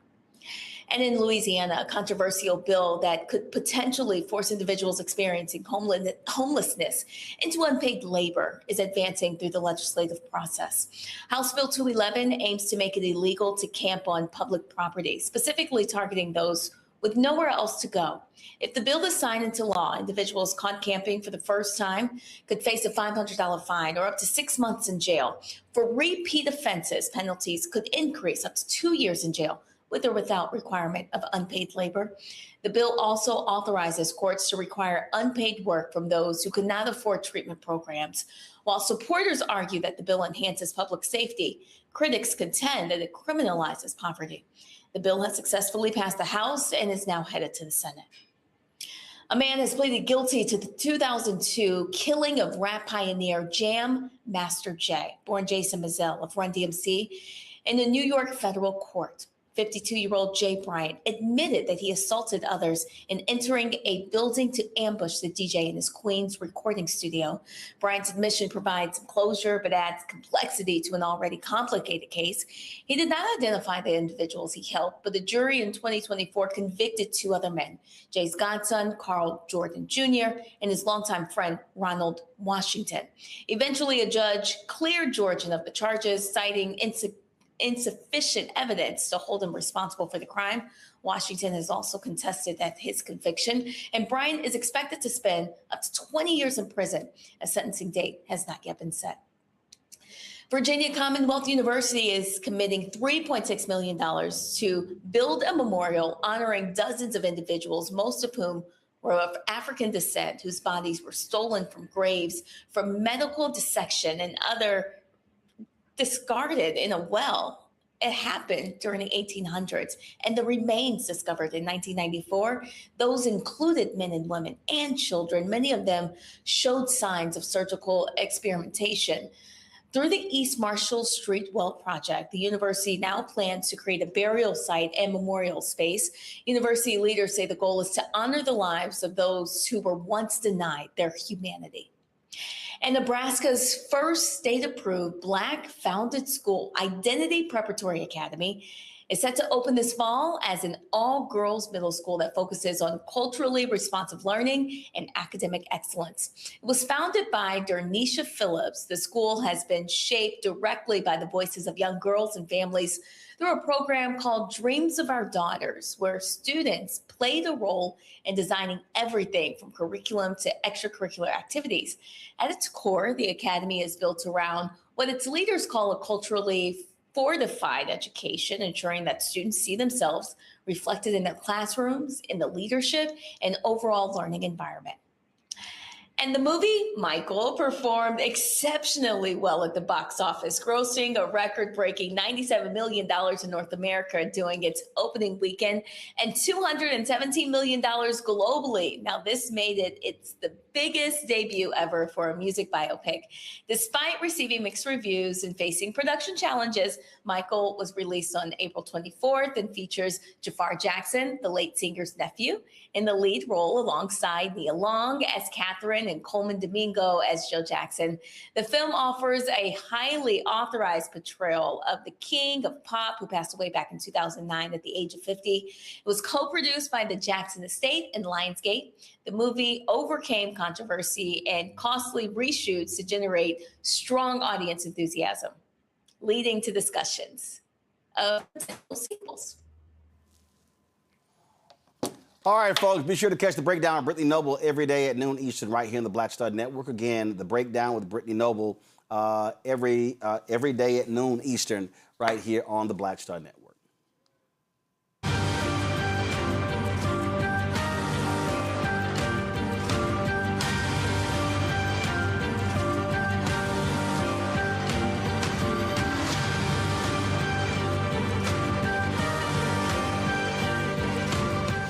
So for more than a week, we've talked about domestic violence. We've laid out numerous stories where Black women have been killed by husbands, partners, boyfriends, or in the case of children. Other cases we've talked about where women have been violently beaten. What happens, though, before violence takes place, when an individual is showing predatory behavior? Well, that's the case of the Atlanta Falcons defender James Pierce. Now, remember the story where he was arrested for ramming the car of his ex-girlfriend, Rakia Jackson. And even as she was heading to a police station. Well, NBC News, this reported late last week, he is going to avoid, go to my iPad, he's going to avoid jail time over the domestic violence charges. Now, here's the deal. According to this story here, This is a quote from one of his attorneys.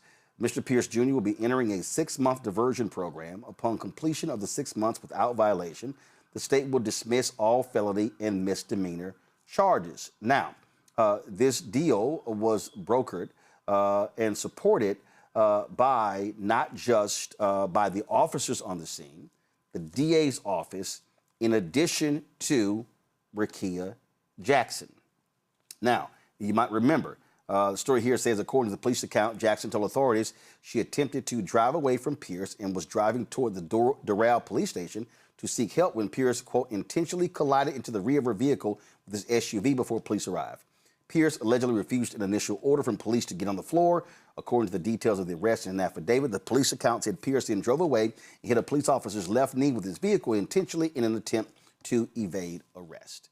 Now, the judge accepted this plea deal, and they said that he did not have a history of violence. But clearly, these are the type of actions that take place before somebody commits domestic violence.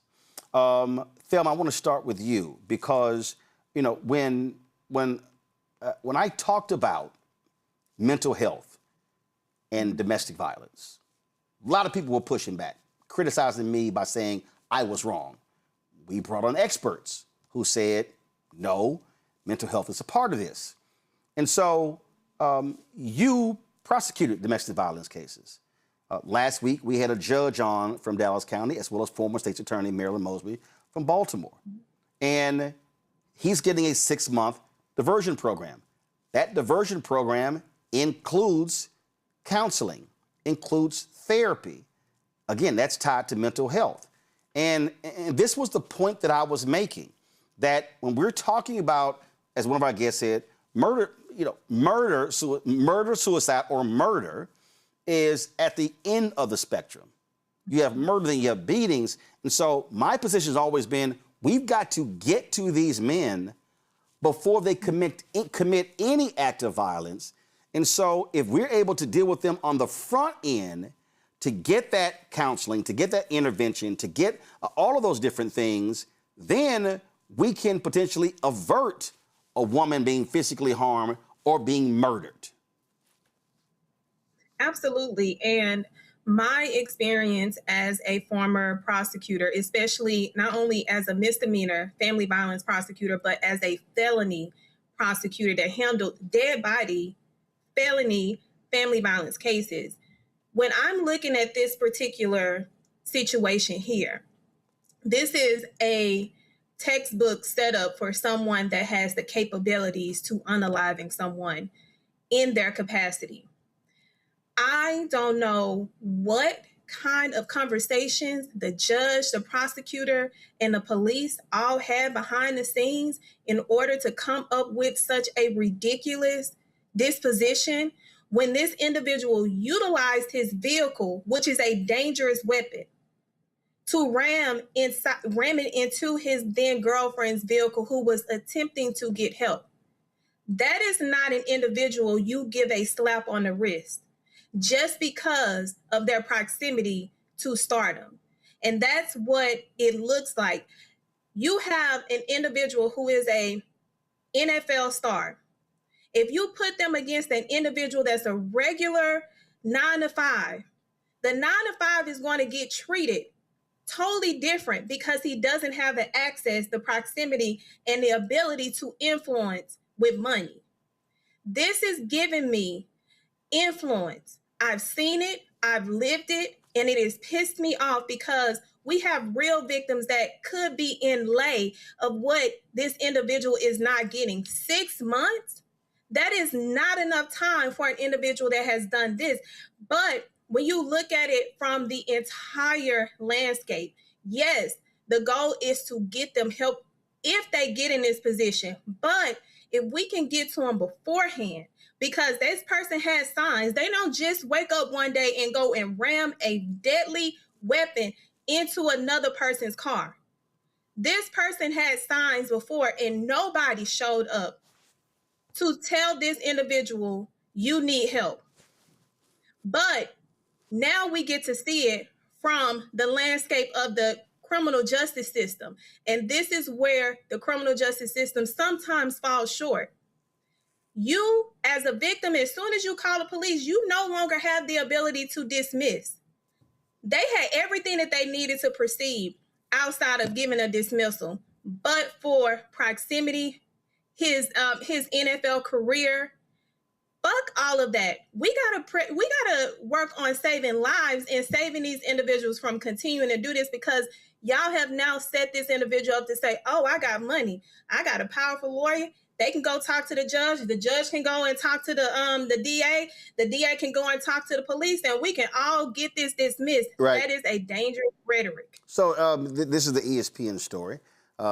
This decision allows him to avoid trial on felony charges of aggravated battery with a deadly weapon, fleeing police, and resisting arrest, along with misdemeanor stalking. That's a whole lot going there, Ome Congo. And per this deal, he must stay away from his ex-girlfriend, Rekia Jackson, participate in therapy as part of the stipulation of the 6-month intervention program, which is run by an outside third party. And the story says Florida law allowed for the police officers and the victim, Jackson in this case, to be consulted before the deal is finalized. Assistant State Attorney Andres Perez, the prosecutor, conferred with Jackson and law enforcement officers, and all parties consented that pretrial intervention was the best way forward, per State Attorney spokesperson Ed Griffith. Perez considered that Pierce was a first-time offender without history of violence. No one was hurt, and, quote, it appears that this incident was born out of a mental health crisis. It says Pierce's attorney showed Perez steps immediately taken by Pierce after the arrest to address the mental health concerns. Griffith said Pierce will have to continue this treatment plan and submit to random drug testing, while also complying with the NFL's drug testing protocol. Any failed or missed test will result in Pierce's revocation from the pretrial intervention program, and Pierce must write a letter of apology to law enforcement officers, Griffith said. I think, Ome Congo, I absolutely agree with Thelma. 6 months is not long enough. I don't believe, if you say you have a mental health crisis, or whatever you want to frame this, and this is the thing that I have been saying, because we have to step in to keep someone from going to the next step. But when you choose to chase down your girlfriend or ex-girlfriend and ram their car at a police station, and then, as I said, then you try to escape, we have to recognize 6 months is not long enough. And the reality is, by him having to adhere to this, it keeps him from facing felony charges. That's the thing hanging over his head. But the point we also have to recognize is that this is also what is used by courts to get folk to seek therapy. And this is what we have been talking about. In order for us to we don't want to do another story of a black woman or any woman being killed by a husband or a partner or an ex-girlfriend. We don't want them being beaten, but we have to have a society that is able to get to these men early so they can have their issues addressed when it comes to ego, control, power, misogyny, whatever you want to call it, because the point is to save lives. First of all, kudos to and much respect to Miss Jackson for leaving that relationship, and I'm hoping she's getting all of the support that she needs. I believe she plays in the WNBA, and I hope they're giving all the support. WNBA has been, a really progressive organization. The reason I bring up the WNBA, because my question, Roland, is where the hell is the NFL? Like, where's their response? The NFL penalizes players more for abusing drugs than abusing their partners and spouses. And that's absolutely ridiculous because of the player's talent. And so it's disgusting that we see this response, that number one, with this program that he's entering, and then the lack of response from the NFL as well. It's like Oprah said when she was talking about the Chris Brown-Rihanna situation. She said, I'm going to talk to you in the screen right now, Rihanna. If he hits you, he will kill you. And so the fact that she's doing that and leaving that, and that he would chase her to the police station, that shows a certain level of, like you said, a domineering and control that's on some next level stuff. So there needs to be more attention on this. And furthermore, I've been so fortunate to be part of this show, but I haven't been prouder to be part of this show than I have been over these last few weeks since what happened in Virginia with the Fairfaxes and what you've been covering and talking about every night. And one of the things that's been pissing me off so much is the backlash we're seeing online from people telling me, you're spending too much time talking about black women. This is a black issue. You're supposed to talk about, all of us together as one, and they don't deserve this type of attention. I'm getting this from brothers, and I'm like, first of all, you ain't my brother if you're talking like this, but we need to be talking about this at every level to have the experts like Thelma who have lived this and seen this. That, I saw the post that you shared from your sister, Roland, over the weekend as well, talking about her situation. We have to have all hands on deck. And for y'all who are out there who are fans of this guy online, follow him in social media, use your platform to call him out. Use your platform to call the NFL out to do more. Because sometimes these guys, when they get really threatened with losing their money, they start to get a little bit more serious. But sometimes that's not even enough because some people are so drunk with power and privilege. So you have an Ayanla on tomorrow. We're doing what we're doing here. And we need to keep doing what we're doing. And we need to keep uplifting sisters like Jackson who are making the bold steps to leave and protect herself and follow those orders. And we need to shame organizations like the NFL for not doing enough. The thing here, Zachary, again, somebody in the chat says, why are you not talking about her and you're talking about him? I am talking about her because as a part of this decision, she had to sign off on it. That's Florida law. She had to sign off on it. And according to the state's attorney, she did.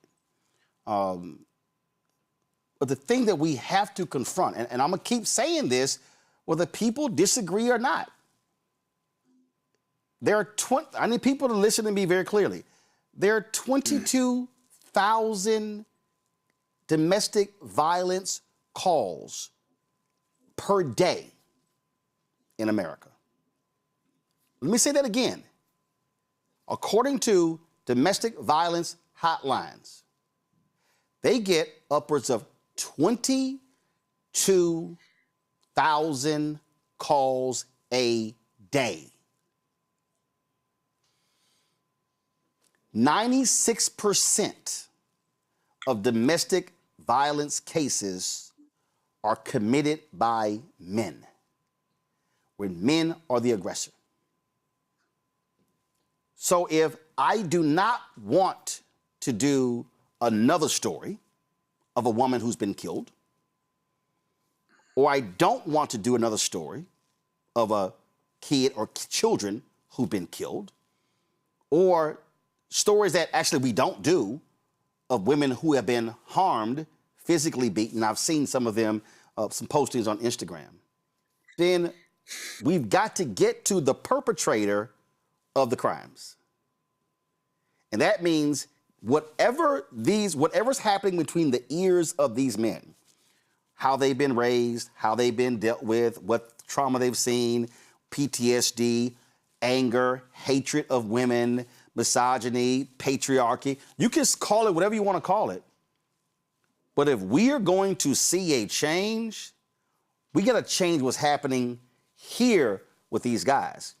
And what the courts here did, and this is where the legal system has leverage. If he does not complete these steps, they could try him on the felony charges. What I argue, and I had somebody in the chat about saying, how 6 months is not long enough if they go twice a month. I'm sorry. I listen. As somebody who's had to help my sister leave a violent marriage, I don't believe 6 months is long enough, and I believe the legal system has to have that hammer over somebody's head to say, if you don't follow through, yeah, we're gonna try you. And so we have to deal with this. And I need black men and black women to not run from this conversation, to not say you're spending too much time or you shouldn't be doing this, because it's actually happening. It's happening every day. And if we can prevent one case or 10 or 100 or 1,000, that's good, because we need people. And Zachary, last point here is very interesting. It's a lot of folk had a lot of stuff to say. But it's amazing how many posts we made last week. No comments. 1 comment, 2 comments. And I'm saying, where you at? Roland, go ahead, I'm sorry. Hats off to you. Hats off to you for how you handled everything in the loss of a friend, of friends. I was watching the whole process and everything. I don't miss an episode, and I'm proud of you. I'm proud of the show. I'm proud of this direction that you're taking to destigmatize therapy and counseling among Black men. And proud of you, but damn shame on the NFL. And you talk, this is an Atlanta Falcons player. I'm in Georgia. I've been in Atlanta for a long time.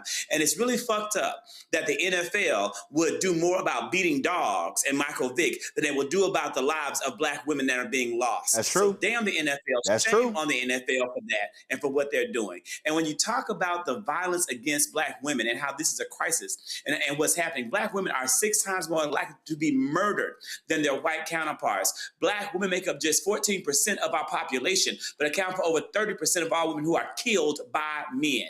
90% of Black women knew their killer, and you also have the fact that our Black women are nearly three times as likely to be killed by an intimate partner, femicide. So thank you for raising this issue and for putting it out there. We have got to break the generational curse of abuse in our community, because that's what it is. And 6 months to me, I'm sorry, I agree with everybody on this panel. Everybody out there I just don't know if it's going to be enough time. I'm thankful that the justice system is giving this 22-year-old Black man with immense talent an opportunity to reform, an opportunity to rehabilitate, and an opportunity to see the danger of his action. But I'll say this, Rakia wouldn't have that chance if she would have lost her life when that Lamborghini hit her and tried to drive her off the road. She wouldn't have had the chance to reform. She wouldn't have had the chance to rehabilitate. She wouldn't have had the chance to have another day of life. So I want to see this addressed and watched carefully. Because we have to take this on as a community. This is a Black issue, and we have to address it as a Black family, a Black community. Thank you, Thelma. And again, I need. So Thelma, this is the thing that I need folk to understand. I had somebody say, "You only did this because you knew Justin Fairfax." No, I'm going to go back 17 years. I was at CNN in 2009 when Chris Brown attacked Rihanna. And I remember watching the network and the other networks, and there were largely women who were guests discussing this. And I kept saying, are we going to confront what these men are doing? And I happened to fill in for Campbell Brown one night. And I said, I want an all-male panel. What? That makes no sense. I said, y'all, if men are committing these acts, we need to confront what the hell is going on with men in this society. And they fought me. The person who was producing the segment is now the president of MS Now, Rebecca Cutler. She's the producer on the segment. And I mean, I remember having a fight to get the conversation. So I need people to understand, this ain't new to me. That was 17 years ago. But I also need people to understand, and again, I didn't put it, my sister posted. I helped my sister leave a marriage where she posted on Facebook, she said, I likely would have been killed. That was 24 years ago. So I'm not sitting here talking theoretically about domestic violence. I'm also talking as somebody, as a brother, who had to deal with her and her 2 children and helping them rebuild their lives in therapy over a course of 20 years. And even to this day, you're still dealing with the remnants of that. So what happened in Virginia is not why. I looked at the Florida case. I looked at the Zanzibar case, the Cook County case, that case. And then, of course, Shreveport 3 days later. And then another case in Richmond. And then a female pastor in another place. And I'm sitting there going, if we don't start talking about it now, you know what we're going to end up doing, Thelma? Just doing another story. and another murder and another murder and another murder, at some point, we've got to be willing to have a conversation. And also, I need our people to understand, we got to stop sitting here saying black men get therapy, but then we bring on black therapists, then folks get mad, we're bringing on black therapists. Well, I'm like, well, who the hell do you think they're going to go to? So, I mean, so this is a real complex issue. It is not a simple issue that we have to be willing to hit all angles in order to confront. And before I go to you, tonight, while we were live, Black Women's Roundtable, they had a town hall called Beyond the Headlines, the Crisis Facing Black Women. I think they live streamed this. And so if they did, we're going to get that stream and we're going to restream it. And so Melanie Campbell sent me this, and I appreciate them sending me this. And so we're going to try to get that. Now, as I said, y'all can pull up the graphic. Iyanla is going to be here tomorrow. Go ahead and pull that up. We're going to have her for 2 hours tomorrow, taking phone calls, talking about this issue, and she's ready to do so. Now, for all y'all, again, it's a lot of people, Thelma, who are talking and who are posting and who are expressing anger and resentment, and they're weighing in. But we're not just sitting here just doing that. Dr. Kevin Washington, who was on the show Thursday before last. Well, he happened to be in Shreveport the week before that shooting took place. The day of that shooting, he said, I'm going back. On Thursday and Friday, he's putting together 2 days of conversations. It's called Black Men's Health Forum at Southern University at Shreveport, taking place from 5 to 7 at the Alphonse Jackson Building Auditorium. Inspired by his book, Get Up, Stand Up, Ubuntu, and Elevating the War Spirit in Black Men. You see that it says IPV, community gun violence, health and wellness, psycho-emotional integrity. We will be live streaming that as well. That's taking place on Thursday. Also taking place on Thursday, Reverend Joshua Dubois is putting together what he called his We Are Values, the Dad Games, calling all dads, National Dads Check-In Zoom call. That's taking place on Thursday at 7 p.m. Eastern. You see right there, register at bit.ly/dadgamescall. They're doing this as a way for black men, dads, to check in with one another and check on how they're doing. And so, Thelma, we can't keep saying black men be accountable, black men check other black men, and then we don't do it. That absolutely has to happen. And so this, for me, this ain't black men versus black women versus black men arguing back and forth. Our goal is simple. We can't say Black Lives Matter if we're only talking about the police. Black Lives Matter even when black women are losing their lives at the hands of black men. So I don't want to see another sister murdered. I don't want to see a sister beaten. I don't want to see a sister verbally abused. This has to be all hands on deck for our community, no matter what institution, what organization, what income level. Listen, the one thing that I want people to understand about the message that we have been receiving on your network is nobody else is having these kind of conversations. Conversations that you tried to have years ago, but you was too early for individuals who wasn't ready to have that conversation, ready for us to be educated on how to protect each other instead of tearing and abusing each other.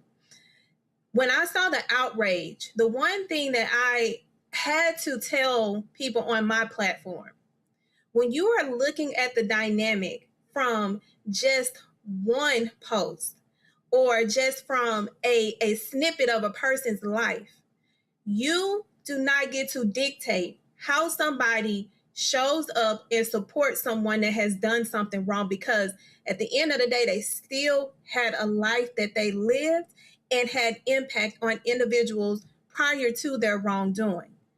I saw it every day. No matter how bad the crime was, people still had people that show up and support them. And guess what? You don't get to dictate it. Just like individuals want to dictate how we have conversations about something that is so volatile to our community, instead of us having argumentative conversations, what are your solutions? That's the only thing that I've been asking individuals who have a problem with the conversation that we are having, especially surrounding DV in the African American community.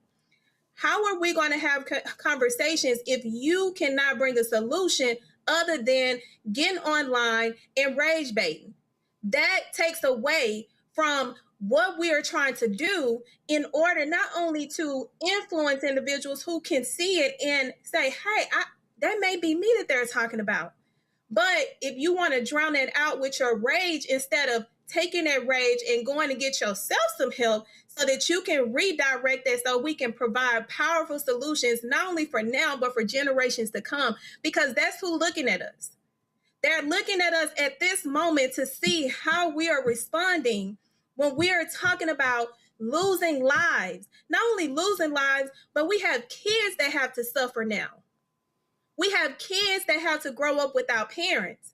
When we can have these conversations, set up resources, solutions, support each other, and have those conversations, because at the end of the day, you got to think, was this person comfortable enough to be vulnerable? How do we talk about making sure individuals are in a safe space to tell us what's going on up here so that we can go and help them here? That is going to then trickle down to their nervous system in order for it to engage up here. It's a whole cycle, and we can't do that with the negative rhetoric that is going on, especially from my Black sisters. We cannot have that if we are saving lives. Folks, again, Thursday, we will be live in Shreveport, Louisiana. That is where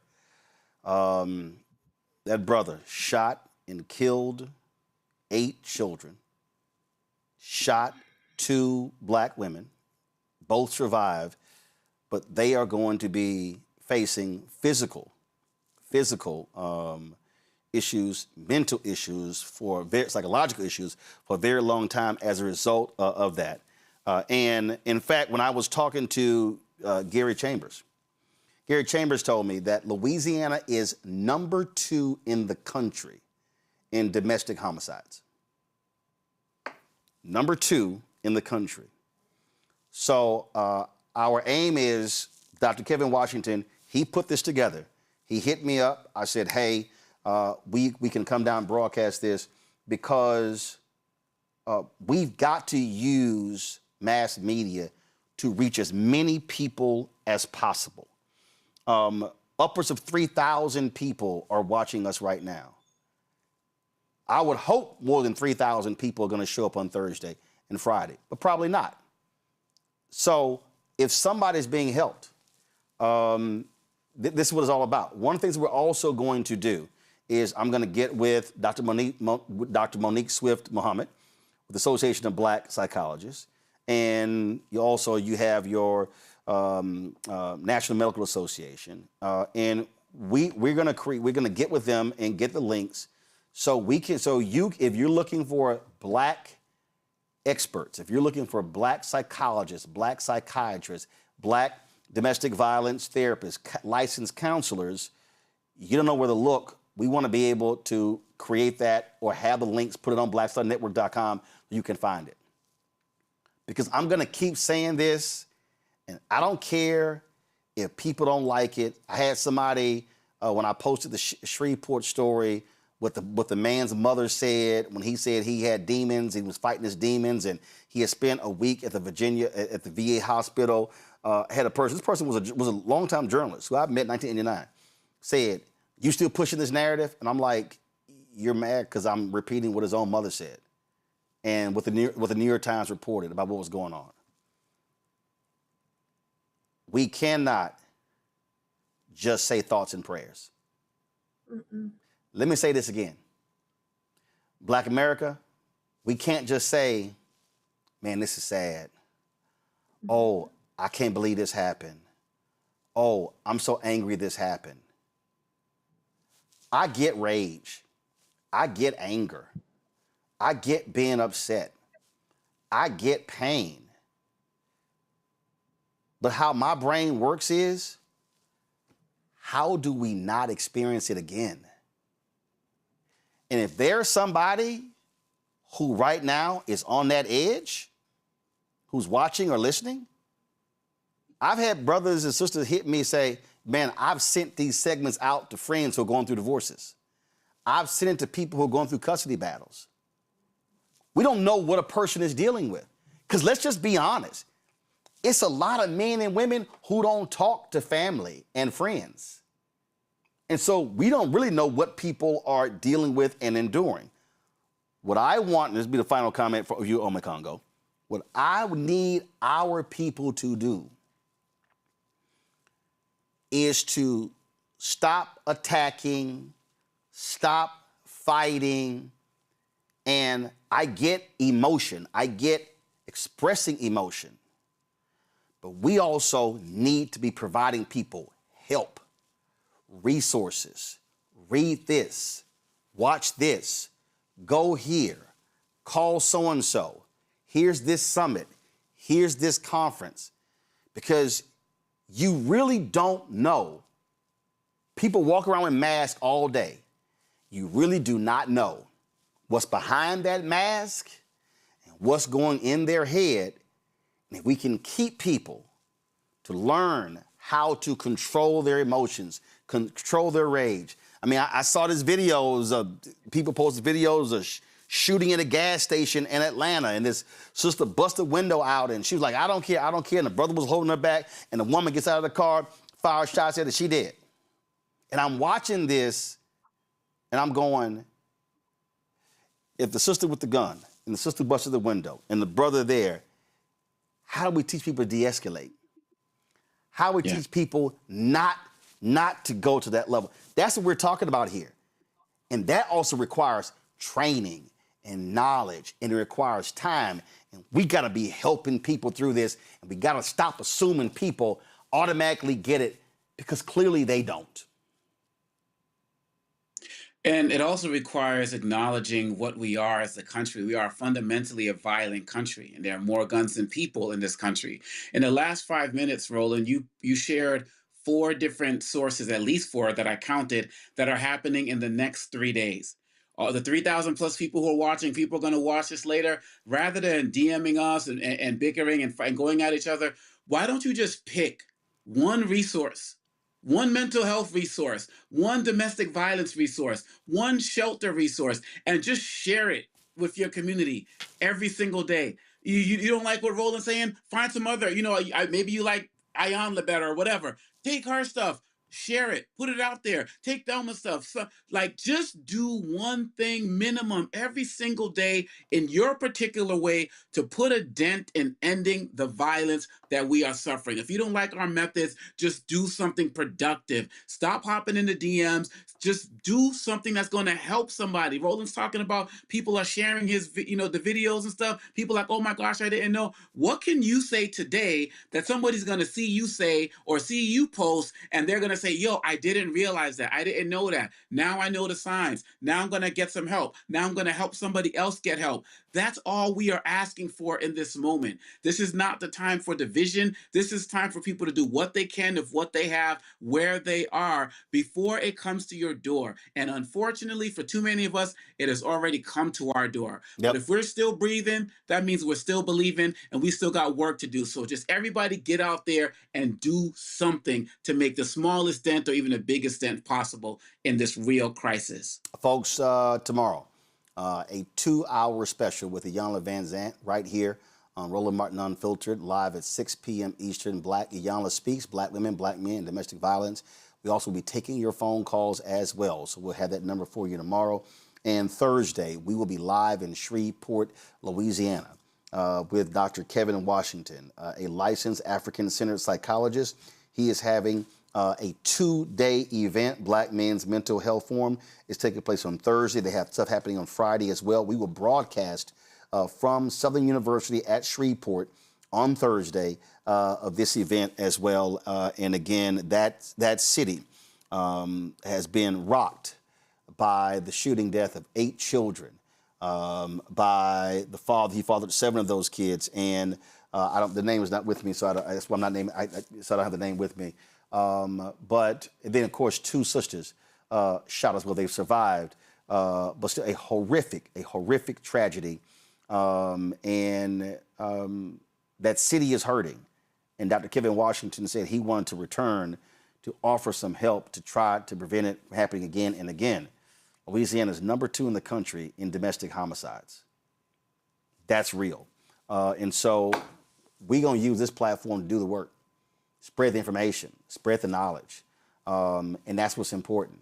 And again, if we can save one sister, if we can keep one young brother, one young sister from having to experience a tragedy, then it's all worth it. But we don't want to just one. We don't want to see 22,000 daily. This is not just all black. That's just 22,000 total domestic violence calls. I want to see that go to 15,000, then 10,000, then 5,000, then 2,000, and 1,000 down to 0. But we're never going to confront domestic violence if we do not confront the individuals that are causing domestic violence. And that's men and their issues and what's happening in their heads.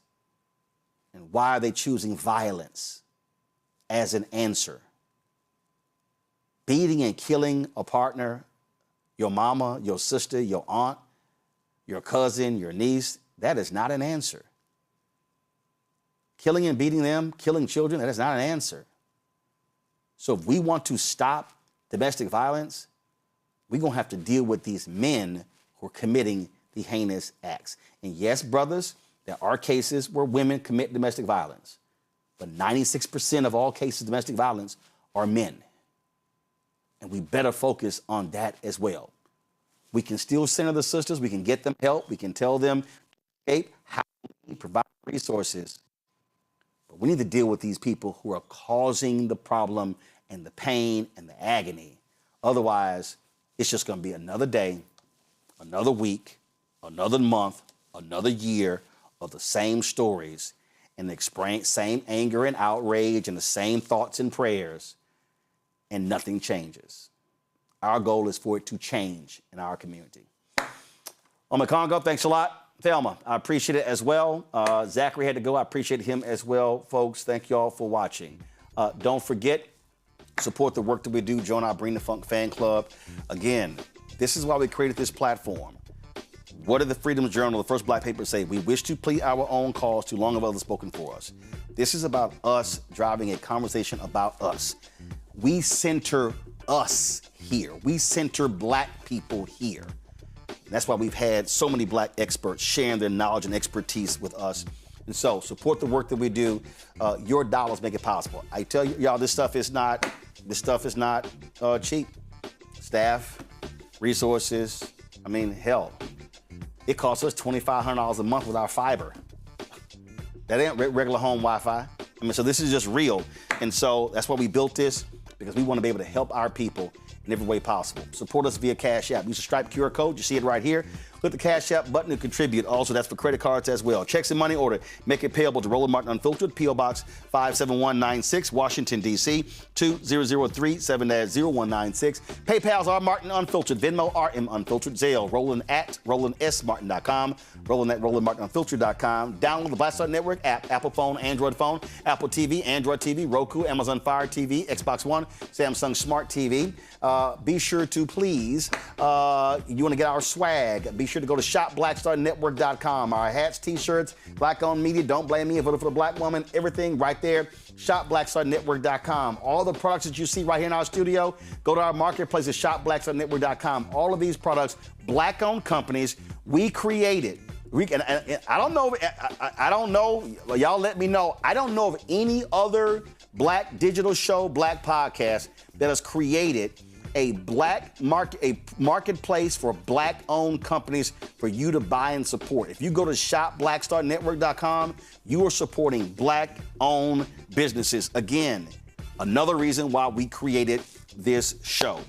Don't forget, watch the breakdown of Brittany Noble every day, noon Eastern, right here on the Black Star Network. Check that out. Again, tomorrow, Iyanla Speaks. She is live in the Black Star Network studios. Black women, black men, and domestic violence. We're going to be taking your phone calls as well. It's going to be a powerful 2-hour discussion. Tell everyone, man, let's break some numbers. Let's pass the word. We need all of our folks watching and learning and listening, because the only way we deal with our issues is we confront them head on. Last but not least, folks, over the weekend, I was in Dallas-Fort Worth, and of course, I was gone for a week. My wife and I celebrated our 25th anniversary, and come on, go to the video. And I didn't tell my dad I was coming, and he told my mama, he was like, I ain't heard from Roland all day. Pull audio up. Come on, audio. Well, I ain't hearing it. I told y'all, let's go. Look at my dad. So my dad, he was sitting here. He was shocked. He was shocked. I don't know, did somebody cuss? No, somebody didn't cuss. He was shocked, so I surprised him.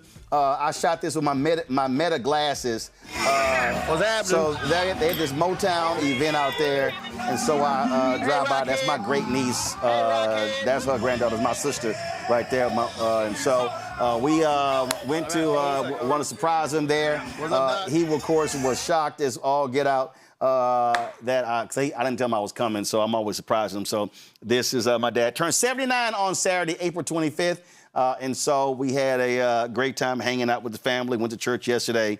And so, as always, y'all, we should always celebrate and love on our parents when we have them, and enjoy our family as well. And so happy 79th birthday to my dad. Happy 25th wedding anniversary to my wife, Jackie. And so, again, y'all, so it's all good. We're back at it this week, back on the road, and we're going to keep out here, man, doing the work that we have to do. And I'll make it clear, y'all, if we don't do it, who will? If we don't do it, who will?